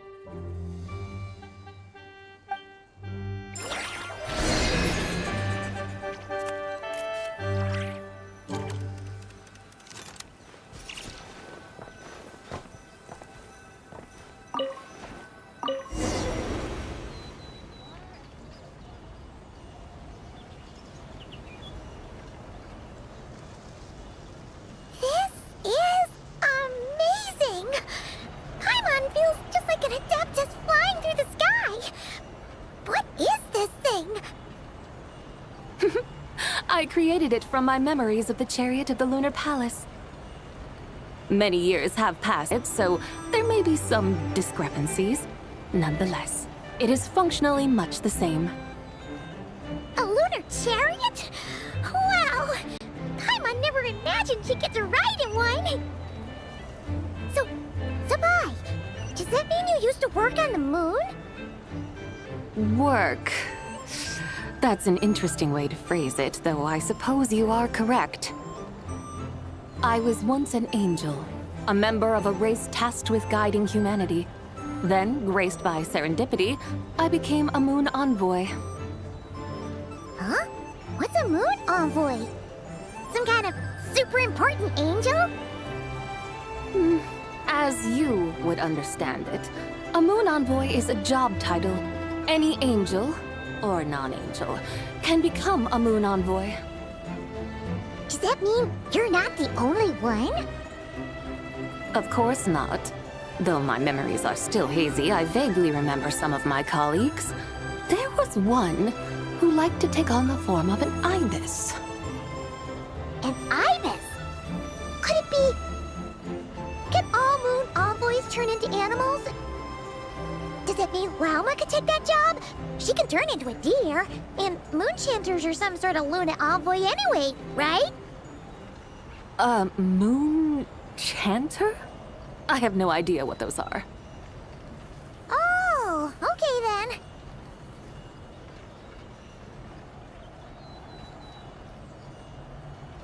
Look! Paimon thinks she saw a tea vendor over there! Very well. Let's take a look.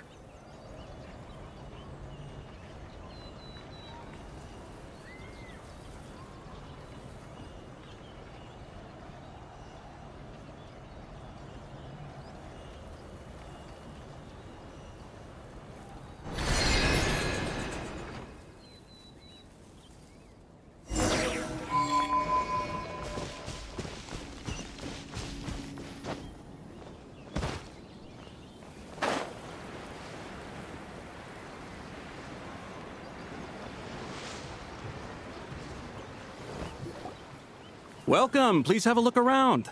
We only sell teas of the finest quality sourced directly from Chaoyang Village.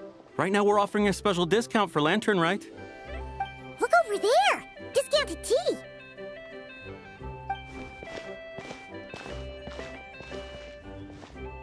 Dear customers, are you looking to purchase some tea leaves? I can see from your bearing that you are no ordinary customers. My humble shop has some exquisite teas that should satisfy your more refined tastes. We're not here for quality. We're looking for a discount. A discount? Well, that's a coincidence. Our Sungla tea is on sale right now. A special festive offer. Something about the name of that tea sounds familiar to Paimon. Buy 3 boxes of Sungla tea during the festival to get 10% off. Buy 4, get 20% off. Buy 10, but...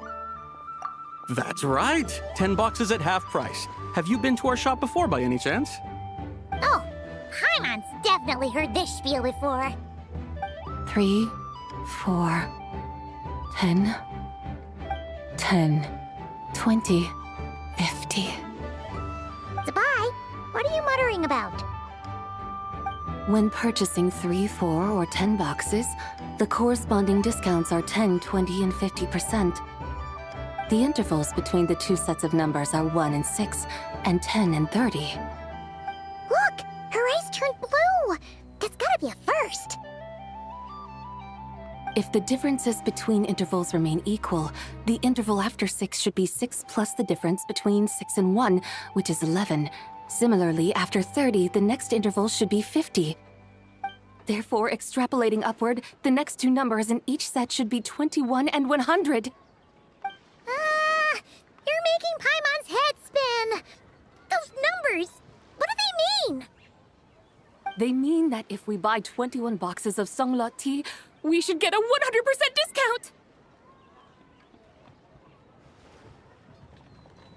100% discount? You mean we'll get them for free? Oh, there was a pattern to the discounts. Is that right? The pattern we speak of is mathematics, little one. A pattern that is always right. That's amazing! You're a shopping genius, Zibai. Oh, wait. Something feels off here. I had no idea our shop's discounts were tied to the laws of nature. I've learned so much from you, dear customer. No need to thank me. Now, please give us our 21 boxes of free tea. Wait! What's the matter? Paimon just realized what it is that's not right. It took you long enough. We got the short end of the stick! Think about it. If we don't have to pay when buying 21 boxes, then if we buy even more, the vendor should be paying us money instead, right? Huh? Hey, Zibai, work this one out. If we buy 100 boxes, we'd make loads of money, wouldn't we? It stands to reason. Wait a moment, dear customers. Don't you think you're haggling a little too hard? You are the one dictating the discounts. We're simply extrapolating the numerical patterns within. As such, we are hardly haggling. You have a point. However, that's right. I'm so sorry. I just remembered. My supplier didn't come today, so we don't have any tea after all. Such a shame. Terribly sorry about this. Awful luck. Where can we find your supplier? Well... Not to fret. We'll save you the effort and go straight to the source ourselves. Well, you see, dear client, the supplier's discount isn't as generous as ours. You won't be able to get the same price from them. Huh? Does that mean they won't pay us for taking their tea? They might not even offer you a 100% discount. How very unfortunate. Nevertheless, as the original supplier, they must offer some sort of discount. Besides, we're not looking to make money. We just want a good deal. Well, that's great. My suppliers are all tea farmers from Chaoying Village. You can go ask around the village, but please don't say I sent you. Do not worry, we appreciate your generosity. Referring customers to your business partners, even choosing to remain anonymous, the demeanor of a true gentleman indeed. Your business will surely prosper. I hope you're right. Then let us head to Chaoying Village. Do you know the way, my guides? Of course! Just follow us!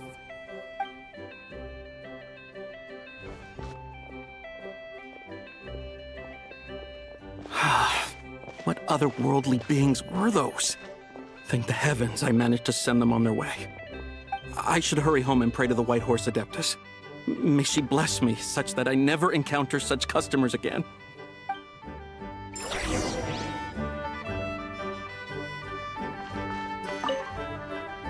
I should hurry home and pray to the White Horse Adeptus. May she bless me such that I never encounter such customers again.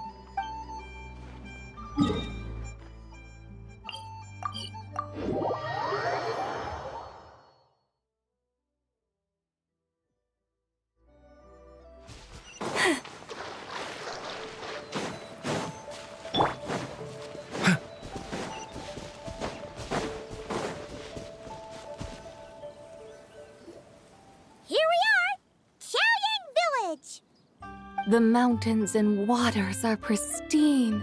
They embody the beauty of heaven and earth. It's a good-looking place, all right. But it's hard to enjoy the scenery when Paimon can't stop thinking about all that tea-buying Mora we're missing out on. Should fate dictate, Mora will find its way to you sooner or later. Well, Morak certainly finds us often enough. He even sought us out in person this lantern rite. For now, let's look around and see if any tea farmers are selling their crop. We'll be able to see more clearly from up high. Let's take to the sky and enjoy the beautiful scenery while we're at it.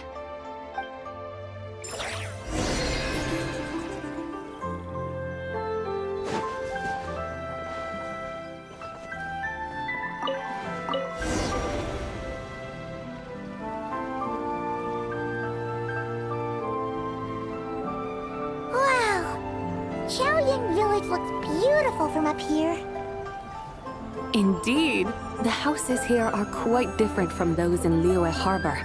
They follow the natural contours of the mountains, forming unique, elegant structures.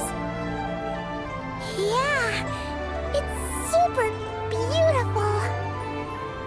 The white walls and dark tiles frame the emerald waves of the terraced fields, while the curved eaves and tall gateways juxtapose each other with grace. It's almost too beautiful to be true.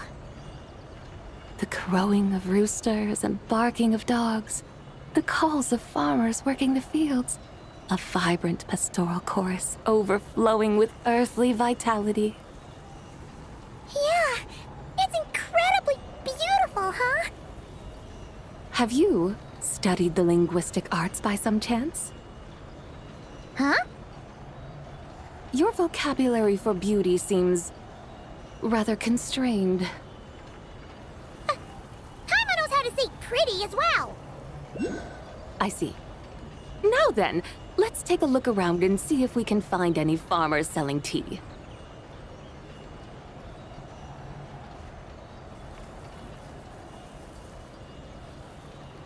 Look!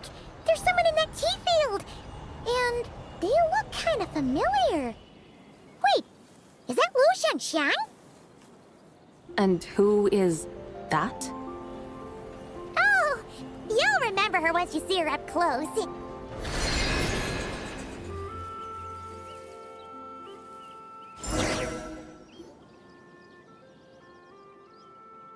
Hey there, Lu Xiangxiang! It really is you!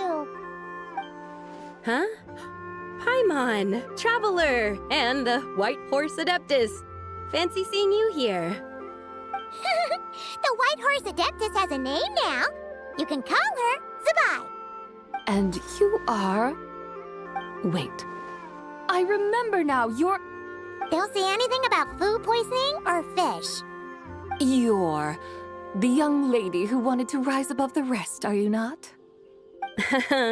Yes, that's me. But I'm in a bit of a state right now. At best, I can say I've fallen below them. Fallen below them? What happened? Like I said the last time we met, I'm being punished according to family rules. My father, mother, grandfather, grandmother, other grandfather, other grandmother. Oh, that's a lot of family members. Yeah, and on the night of Lantern Rite, they held a family meeting to discuss my situation.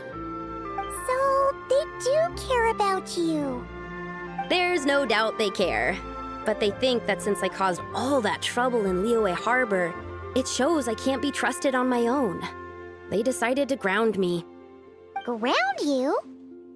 Yeah, though they're not confining me to my room. Instead, I have to personally nurture a tea seedling until it grows big enough to be sold at market. Aw, a tiny little tea baby.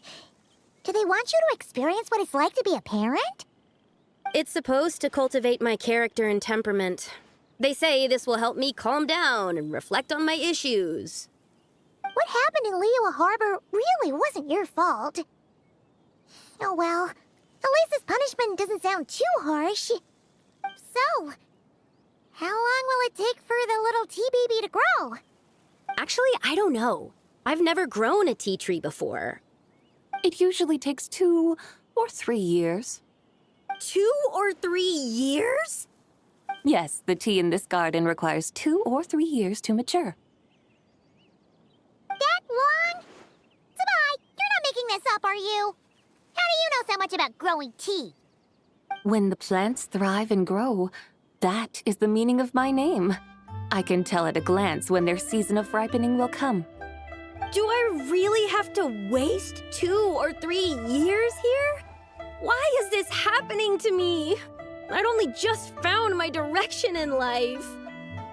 Yes, during the night of Lantern Rite, I heard many people reciting poems from Long Gone in praise of the moon. In that moment, I suddenly felt a great sense of pride. I mean, I helped excavate cultural artifacts from Long Gone, so I contributed to the revival of these poems too, right? So I decided to stay with the archaeological team. I want to unearth even more history. I see. And are you sure that's what you want to do? If you don't achieve anything significant in the years to come, will you still enjoy it?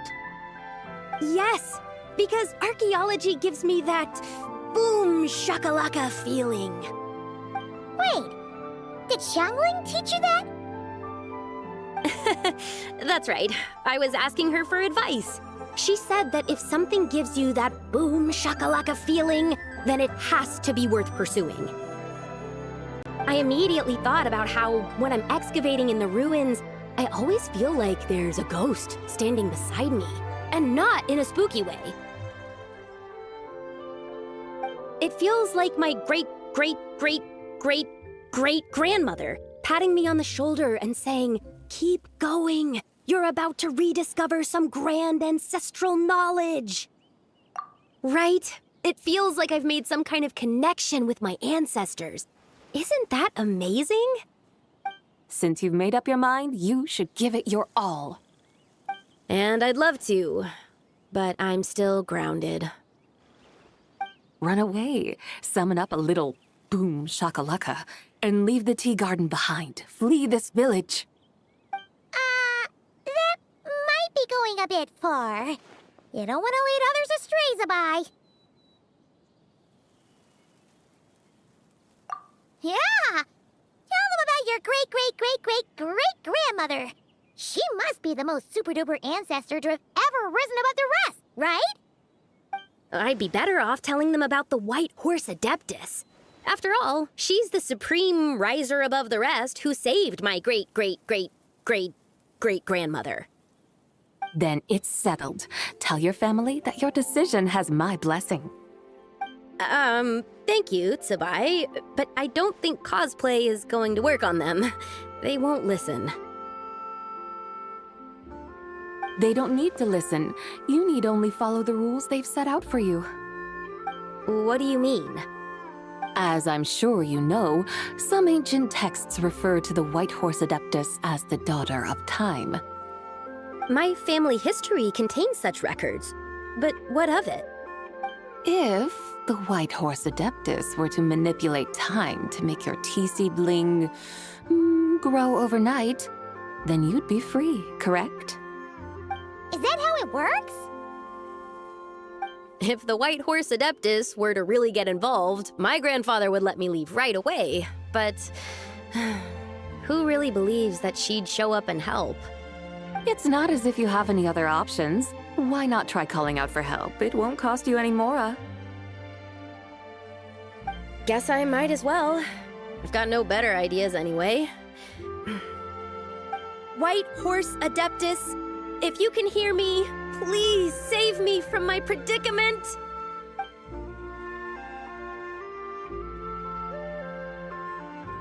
Ugh. Nothing happened, as expected. Perhaps the White Horse Adeptus has already heard your prayer. Why not come back here tomorrow and take a look? By then, the seedling you planted may well have grown into a thriving tea tree. Thank you, Zibai, for trying to comfort me.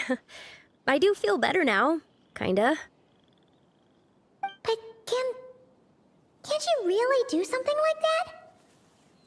Oh, it's getting late. Why don't you all stay at my house tonight?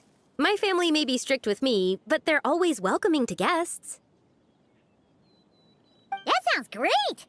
Let's get some sleep and then come back here tomorrow to see if our tea baby has grown.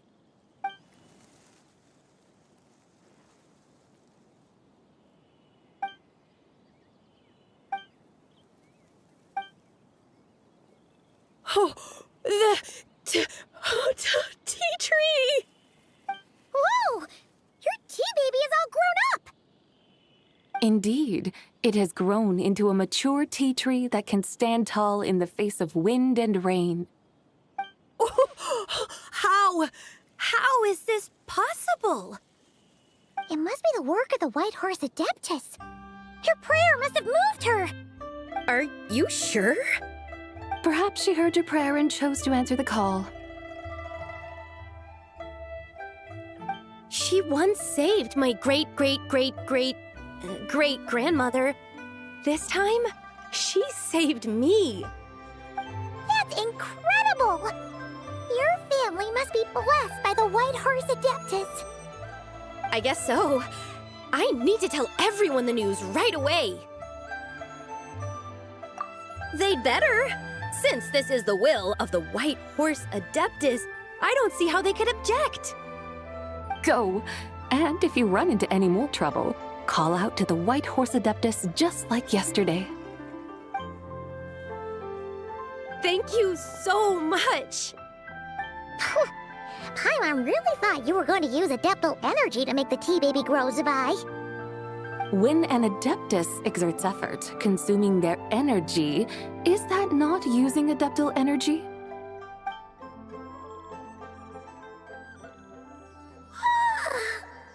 All right. What are we doing out here in the middle of the night?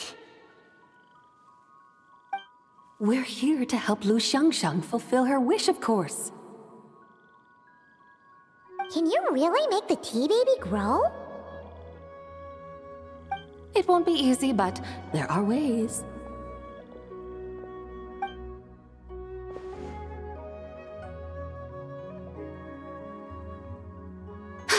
There, it's grown. Hey! You just transplanted a tea tree from over there! So, there's a mature tea tree here now, yes? Oh, yeah, but... And am I not the White Horse Adeptus? Well, yeah. Is this tea tree then not a manifestation of the White Horse Adeptus's will? You're... not wrong. Then again, there's something not quite right about this. Maybe this will become another mystical Adepti tale recorded in their family history. That would be marvelous. Paimon thinks so too. Hey, Traveler! Zibai seems to be doing much better now, don't you think? Oh! Paimon bets that's why Zhongli chose to send her on this errand. That's a great idea! We've already shown her Liyue Harbor, Yulong Wharf, and Xiaoying Village. How about we head to Qingce Village next? Qingce. That name sounds familiar. The scenery there is really beautiful. Pretty, too. It's the perfect sightseeing spot. How about we show you around? I must say, I have been mightily impressed by the mountains and waters of Liyue. Please lead the way, my dutiful guides. All right, let's go!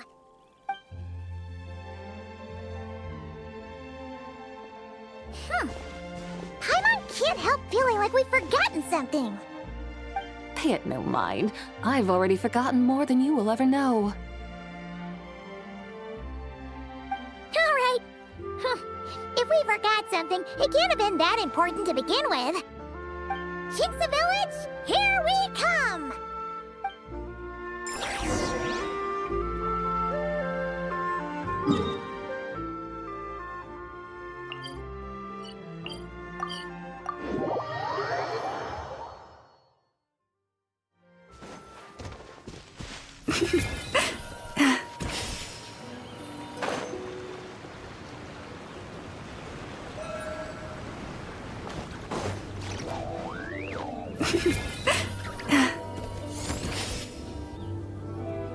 We should plant cucumbers. We should plant canolas. We should plant cucumbers. They're easy to sow. We should plant canolas. The flowers are pretty. What are you arguing about, little ones? We're deciding what to plant in our field once Lantern Rite is over. Yeah. Dad gave us a small plot of land to grow our own crops. He said we can keep all the more we get from selling them. We should plant cucumbers, right? Dad plants cucumbers every year. We should plant canolas. We can press the seeds for oil. It smells good and sells for a good price. Ah, an agricultural debate. This should be easy to sort out. Granny, are you a farmer? Could you tell us what to do? Granny? What did you just call me, you rapscallion? Oh no, her eyes are gonna turn red again. It's just, my granny smells really nice, and you smell nice too, so... Sorry.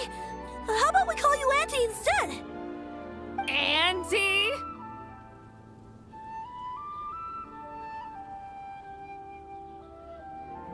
Oh, all right. Big Sis Zibai, can you help us decide whether we should grow cucumbers or canolas in our field? You little rascals. Using priceless land like this just for cucumbers and canolas? What a waste of heaven's gifts! Huh? What should we plant instead? With the coming of spring, when all things awaken, the field should be sown with the 5 grains. What are those? The 5 grains are life's staples, the heart of the people's table. I notice the people here mostly eat rice, so that is where you should begin. Based on the local climate and soil, seedlings planted in mid to late spring should produce mature grain within 2 or 3 months. When autumn comes, you can plant a second crop, with time still to harvest it before the first frost. The rice you harvest can be sold at market or kept in your stores. It's a far better choice than cucumbers or canolas. Oh, but Big Sister Zibai, I like canolas. That's no issue.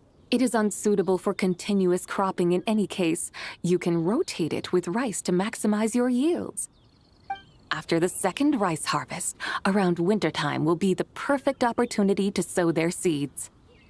And when they mature in mid to late spring, you shall be just in time to sow the first rice crop of the year in turn. This way, your field will sustain balance, rice and canola in a harmonious cycle. Wow, that means we'll have crops to harvest all year round. Wait a minute! If rice and canola take up the whole year, what about my cucumbers? A firefly dares rival the brilliance of the moon? In what twisted universe should cucumbers vie for land with rice? Big Sis Zibai, you're going to hurt Lil Lee's feelings. Auntie hates cucumbers.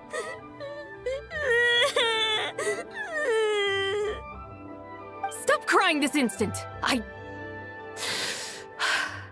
I meant that cucumbers are simple enough to grow. There's no need to devote a whole field to them. Just find an empty corner of your yard, scatter some cucumber seeds in the earth, and before you know it, you'll have a thriving patch of vines. Cucumbers delight in sunlight and moisture, but they suffer in cold weather. If you wish to plant them this early in the year, you should make sure they're protected from frost. Wow. Is it really that simple? Let's hurry home and get started right away! Are you really in that much of a rush? Well, thanks, Big Sis Zibai, who's fierce but really good at farming. We gotta go! Thanks, Big Sis Zibai! See you around! Paimon never imagined you'd know so much about farming. What's so strange about that? The people of Longon called me the god of soil and grain. Are the fields not made of soil? Is rice not one of the 5 grains? Huh, that's true. So, if the god of soil and grain is a farming god, that means the White Horse Adeptus must be a farming adeptus, right? Of course, the god of farming is down to earth. Mind your tongue, impertinent child. How dare you diminish the lofty bearing of an adeptus? Hey! You're the one who said the god of soil and grain is all about farming. Enough! It's time for us to take to the skies once more. Join me now. Witness the majesty of mountain, water, and field, and broaden your horizons.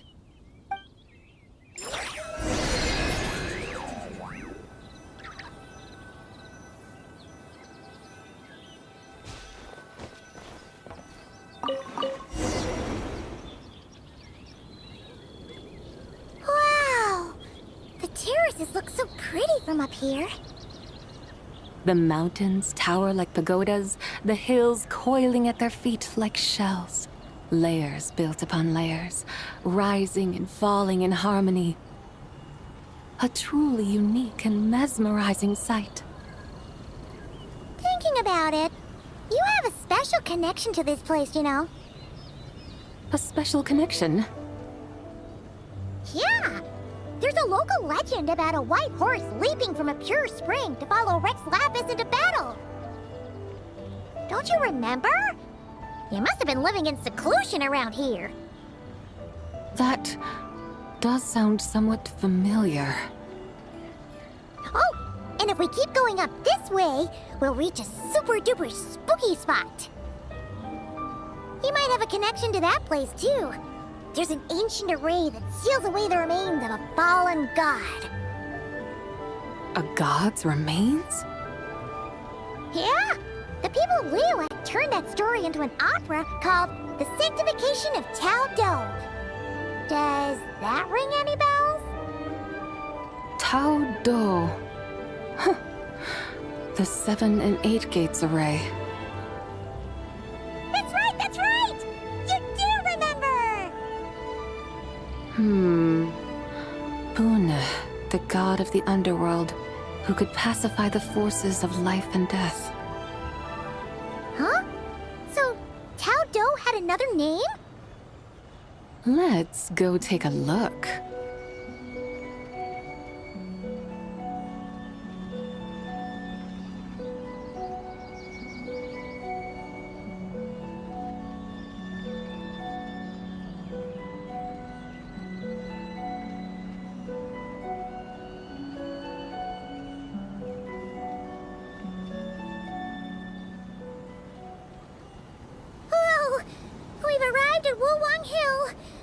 The atmosphere just turned spooky. I can't help but feel there's something strange about this friend you haven't seen in ages. Huh? Paimon thought she heard someone's voice. Let's head down and check it out.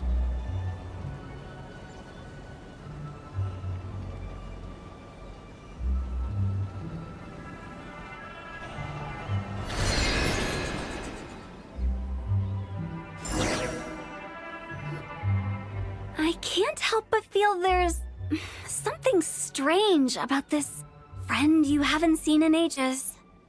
Strange? Whatever do you mean? Her strangeness defies description. This Miss Zibai is a full-blown enigma, don't you think? I'm afraid I have no idea what you're talking about. Aren't you worried about sending her all the way to Yilong Wharf on her own to buy tea? What if she gets lost? Where there are people, there are paths. Now I'm the one with no clue what you're saying. She can ask for directions. And then what? She will meet strangers in unfamiliar lands, build friendships, part ways. Hers will be a long journey indeed. The further the journey, the more footprints one leaves behind. The deeper those footprints, the harder it is for time to erase them. Ah, so you want her to make new friends. I see. But from what you say, it sounds as though she's not from Liyue. I believe she was not, but perhaps she will be.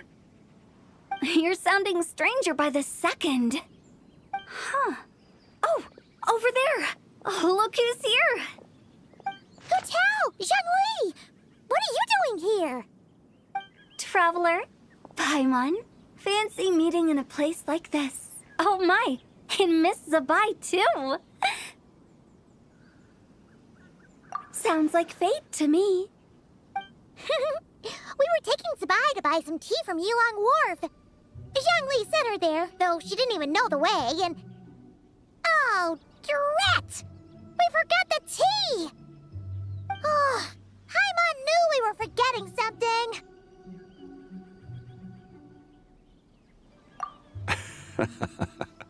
What's done is done. There's no need to dwell on it. Fresh tea grows with each passing year. Let fate deliver it as it wills. Exactly. You can get tea wherever you go. You're hardly running low now, are you? Paimon feels a lot better now that you've said that. Still, I'm a little confused. If you were buying tea, how did you end up all the way out here? We're taking Zibai on a sightseeing tour. We started at Liyue Harbor, stopped in at Yulong Wharf, went sightseeing around Xiaoying Village, made our way to Qingce Village, and now we're here. Wow, that is quite the itinerary. Yeah, actually, Paimon thinks it's about time we headed back.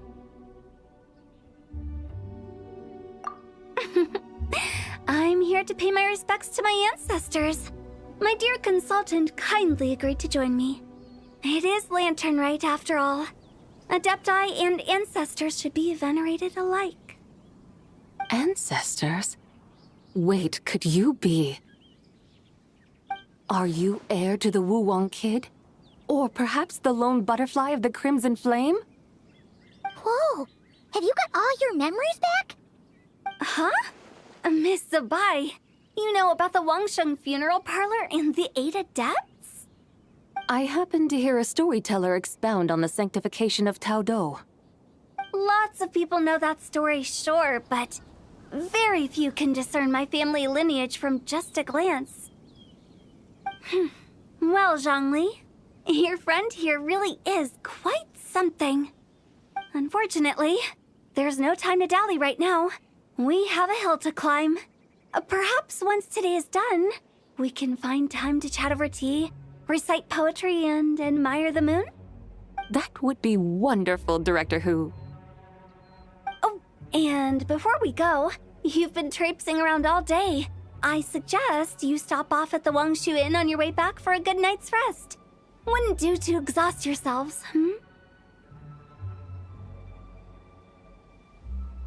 Don't mention it. All right, we'll take our leave now. See you later.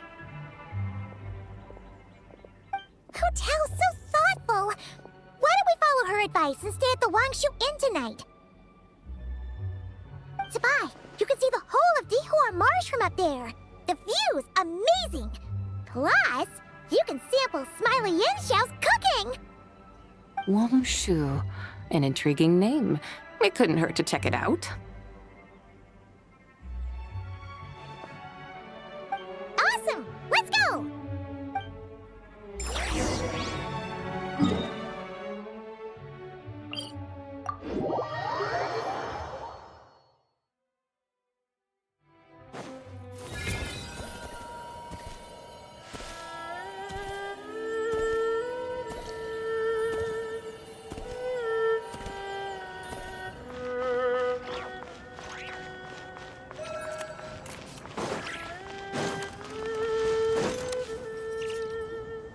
Is that towering structure Wangshu Inn?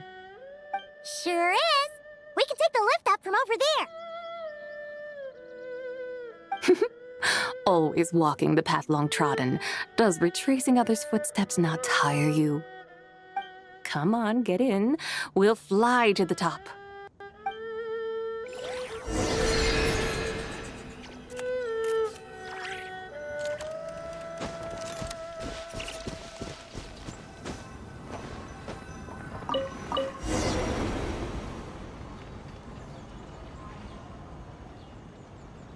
Are we really going to fly up to Wangshu Inn? Isn't that a bit showy? All the guests are going to see us. Is that a bad thing? To be able to witness an Adeptus. This will surely add to the inn's appeal, not to mention the room prices. The owner will thank us. You seem to really like showing off your powers. This inn's architecture is incredible, and the surrounding countryside radiates a picturesque charm. No wonder the new proprietor of the Baiju guest house thinks he can't compete and has decided to change his own establishment's name.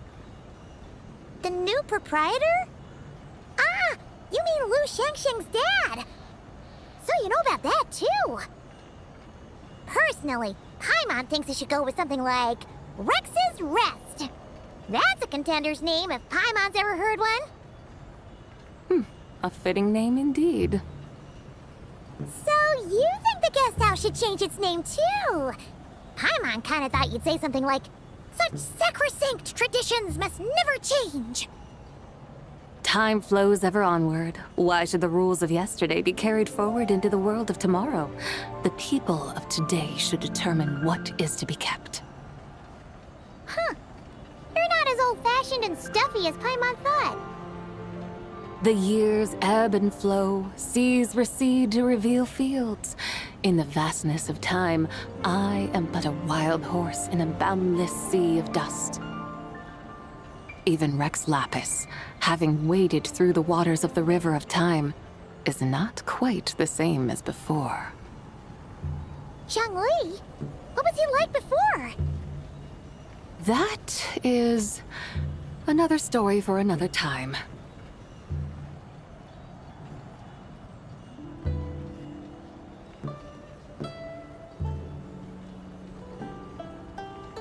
We have arrived.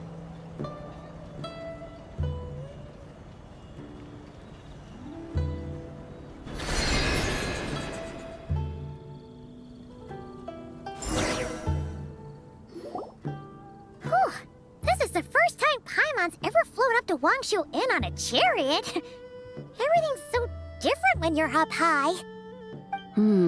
Wangshu. Like moon lanterns and shao lanterns. Might it all be a coincidence? What's a coincidence? Do you not know what Wangshu means? Not bad. You're clearly much sharper than your diminutive companion. Wangshu can refer to the moon, but its original meaning is actually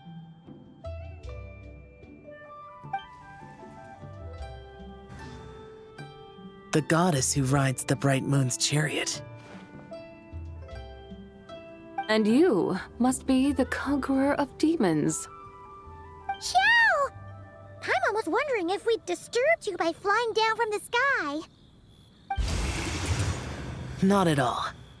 I sensed an unusual presence long before you arrived, though I didn't expect it to be you in a flying chariot. Ah, a witness at last. I was starting to think we should fly a bit lower. 'Twould be awfully dull if no one ends up marveling at my lofty bearing. No need. This is already showy enough. I'm not one to do good from the shadows, as Rex Lapis is wont to do. Then you must be... Nay, I'm only cosplaying as the White Horse Adeptus, in truth. Cosplaying? What's that? Ugh, ignore her nonsense. She's a genuine article. The one and only, completely authentic White Horse Adeptus. It's just...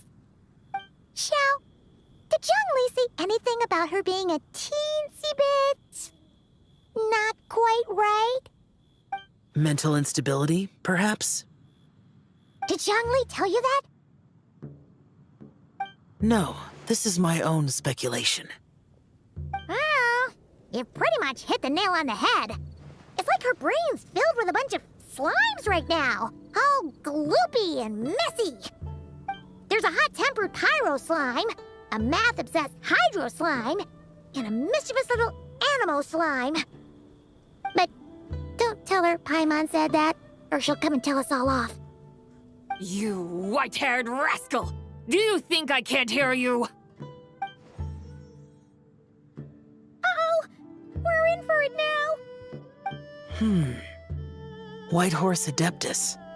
You must be weary from your journey. Why not take a rest? Oh, yes!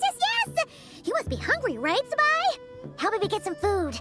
Oh, the chef here is incredible!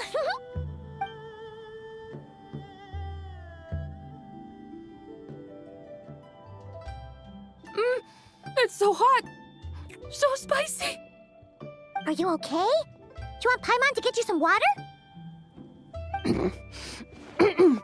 Don't worry about me. I just need to pace myself.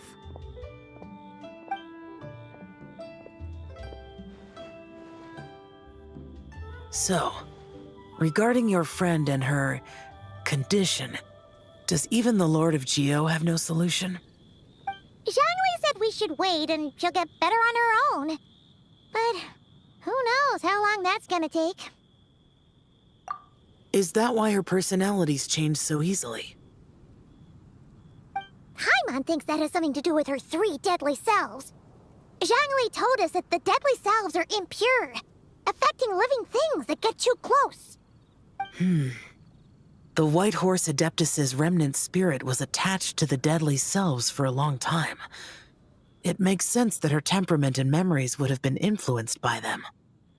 But Paimon still doesn't really understand what the 3 deadly selves actually are.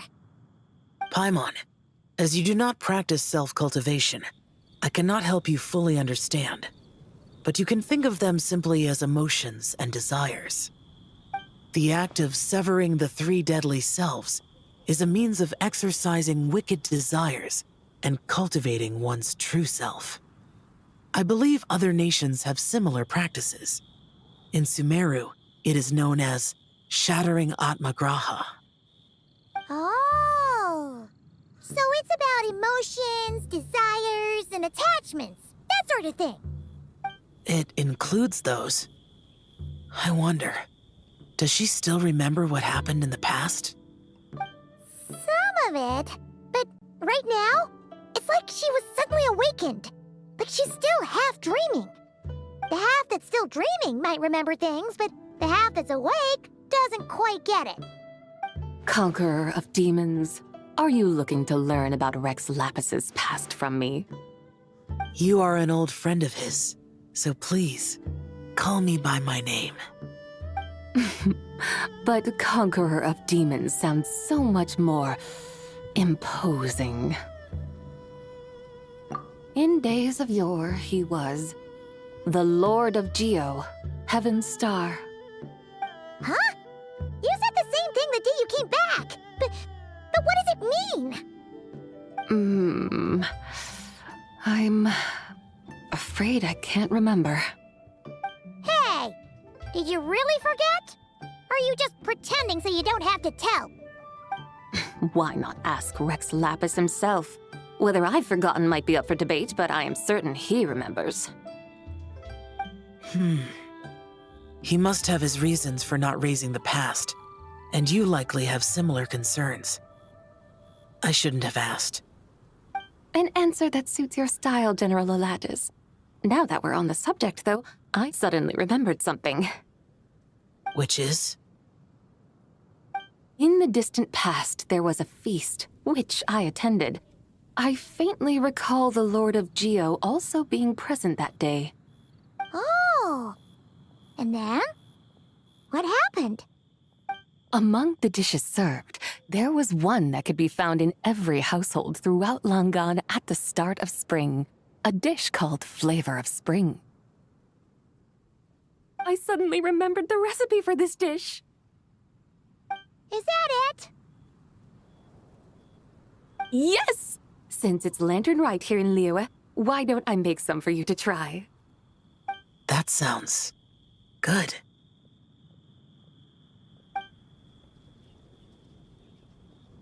Wow! It might not have been the story Paimon was hoping for, but this looks delicious! The spring breeze stirs. Now is the perfect time to savor this dish. My dutiful guides have gone to great trouble to show me around Liyue. And even the Conqueror of Demons has graced us with his presence. I feel deeply honored. This Flavor of Spring is my way of expressing my gratitude. There's no need for such grand words. What's this? Hey! It's that broken jade token from the Antiques exhibition!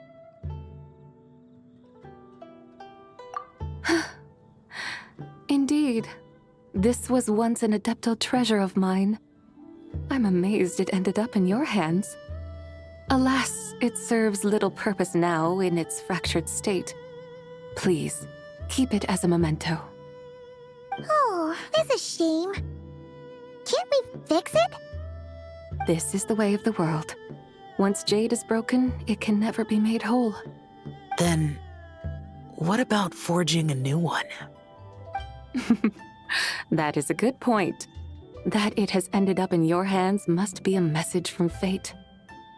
I could try to craft it into a little trinket for you. One that might prove useful on your journey. Ooh, what sort of trinket? It's just a passing thought, one that will require the right opportunity. I'll think about it more when the time comes. Now that we've had our fill, we should get some rest. Tomorrow we return to Liyue Harbor, where I'll have need of your guidance once more.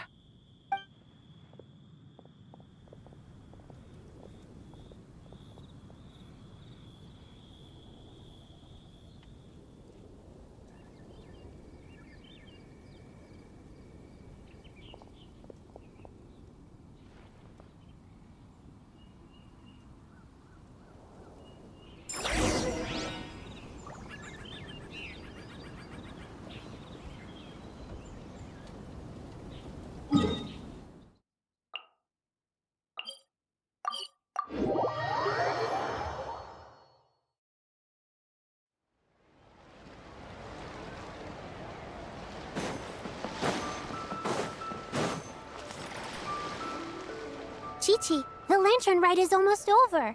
Do you remember how to make a Shao lantern? Morning, split bamboo, traveler. And get silk, make Paimon. You've got it all mixed up again. They're here again. Yow! Looking good in that new outfit, huh? Hey, it's Paimon! Dr. Baiju gave this to me as a gift. How does it suit me? Thank you. Wow!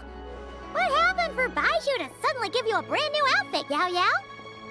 Dr. Baiju is thanking Yao Yao for teaching me to make Shao lanterns. Chi-Chi and I were just playing together. Dr. Baiju's too kind. Oh, yeah, take a look at this. Dr. Baiju gave me these clothes, but it was Chi-Chi who wove this little basket. Wow, it's beautiful. When did you become so good with your hands, Chi-Chi? I learned to make Shao lanterns, thanks to Yao Yao. I also made a wish. What do I always say? The White Horse Adeptus answers prayers. Come, help this old man make an offering in thanks. Huh? Mr. Liu? What did you pray for? For my idiot son to finally come to his senses and not change Baiju Guest House's name, which he has. Huh? He's keeping the old name? Listen to this. My granddaughter planted a tea seedling in our village just a few days ago. She made a prayer to the White Horse Adeptus to help it grow. Overnight, her seedling flourished into a mature tea tree. Oh, that sure does sound like a miracle. Could the White Horse Adeptus really have helped it grow? Of course she did. Oh, White Horse Adeptus, how blessed is our family over whom you keep watch. Truly, this is an extraordinary miracle. You must record it in your family history without delay. Of course. Huh? Is that you, Miss Zibai? Indeed. I have a long-term booking at your guest house. Yes, I recall. Mr. Zhongli said to charge your expenses to the Wangsheng funeral parlor, if I remember correctly. That's Young Li. Always making trouble for poor Hu Tao. I noticed when you were here last that you bear a striking resemblance to the pictures of the White Horse Adeptus in my family history. You both have golden eyes. Perhaps fate has had a hand in our meeting. And a glad meeting it is, Miss Zibai. Now, why don't I gift you some tea from my garden to celebrate this encounter? We grow Sunglaw tea there, and it has quite the reputation throughout Yilong Wharf. I hope you will accept it. Oh! Sunglaw, buy 10 boxes, get half off teas. Back on the menu. Buy 10 boxes, get half off? Don't be silly. This is a gift. It's free. Woohoo! Nice! Thank you so much, Boss Lou. There's no need to thank me. You're a visitor from out of town, which makes you an honored guest. Make yourself at home. Lantern Rite may have ended, but the streets are still bustling with activity. Make sure to take everything in, meet some new friends, and enjoy your time here. And that goes for you kids as well. Happy Lantern Rite. Got it, Mr. Lou. Happy... Lantern Rite. Yeah! Happy Lantern Rite, everyone! Happy Lantern Rite indeed.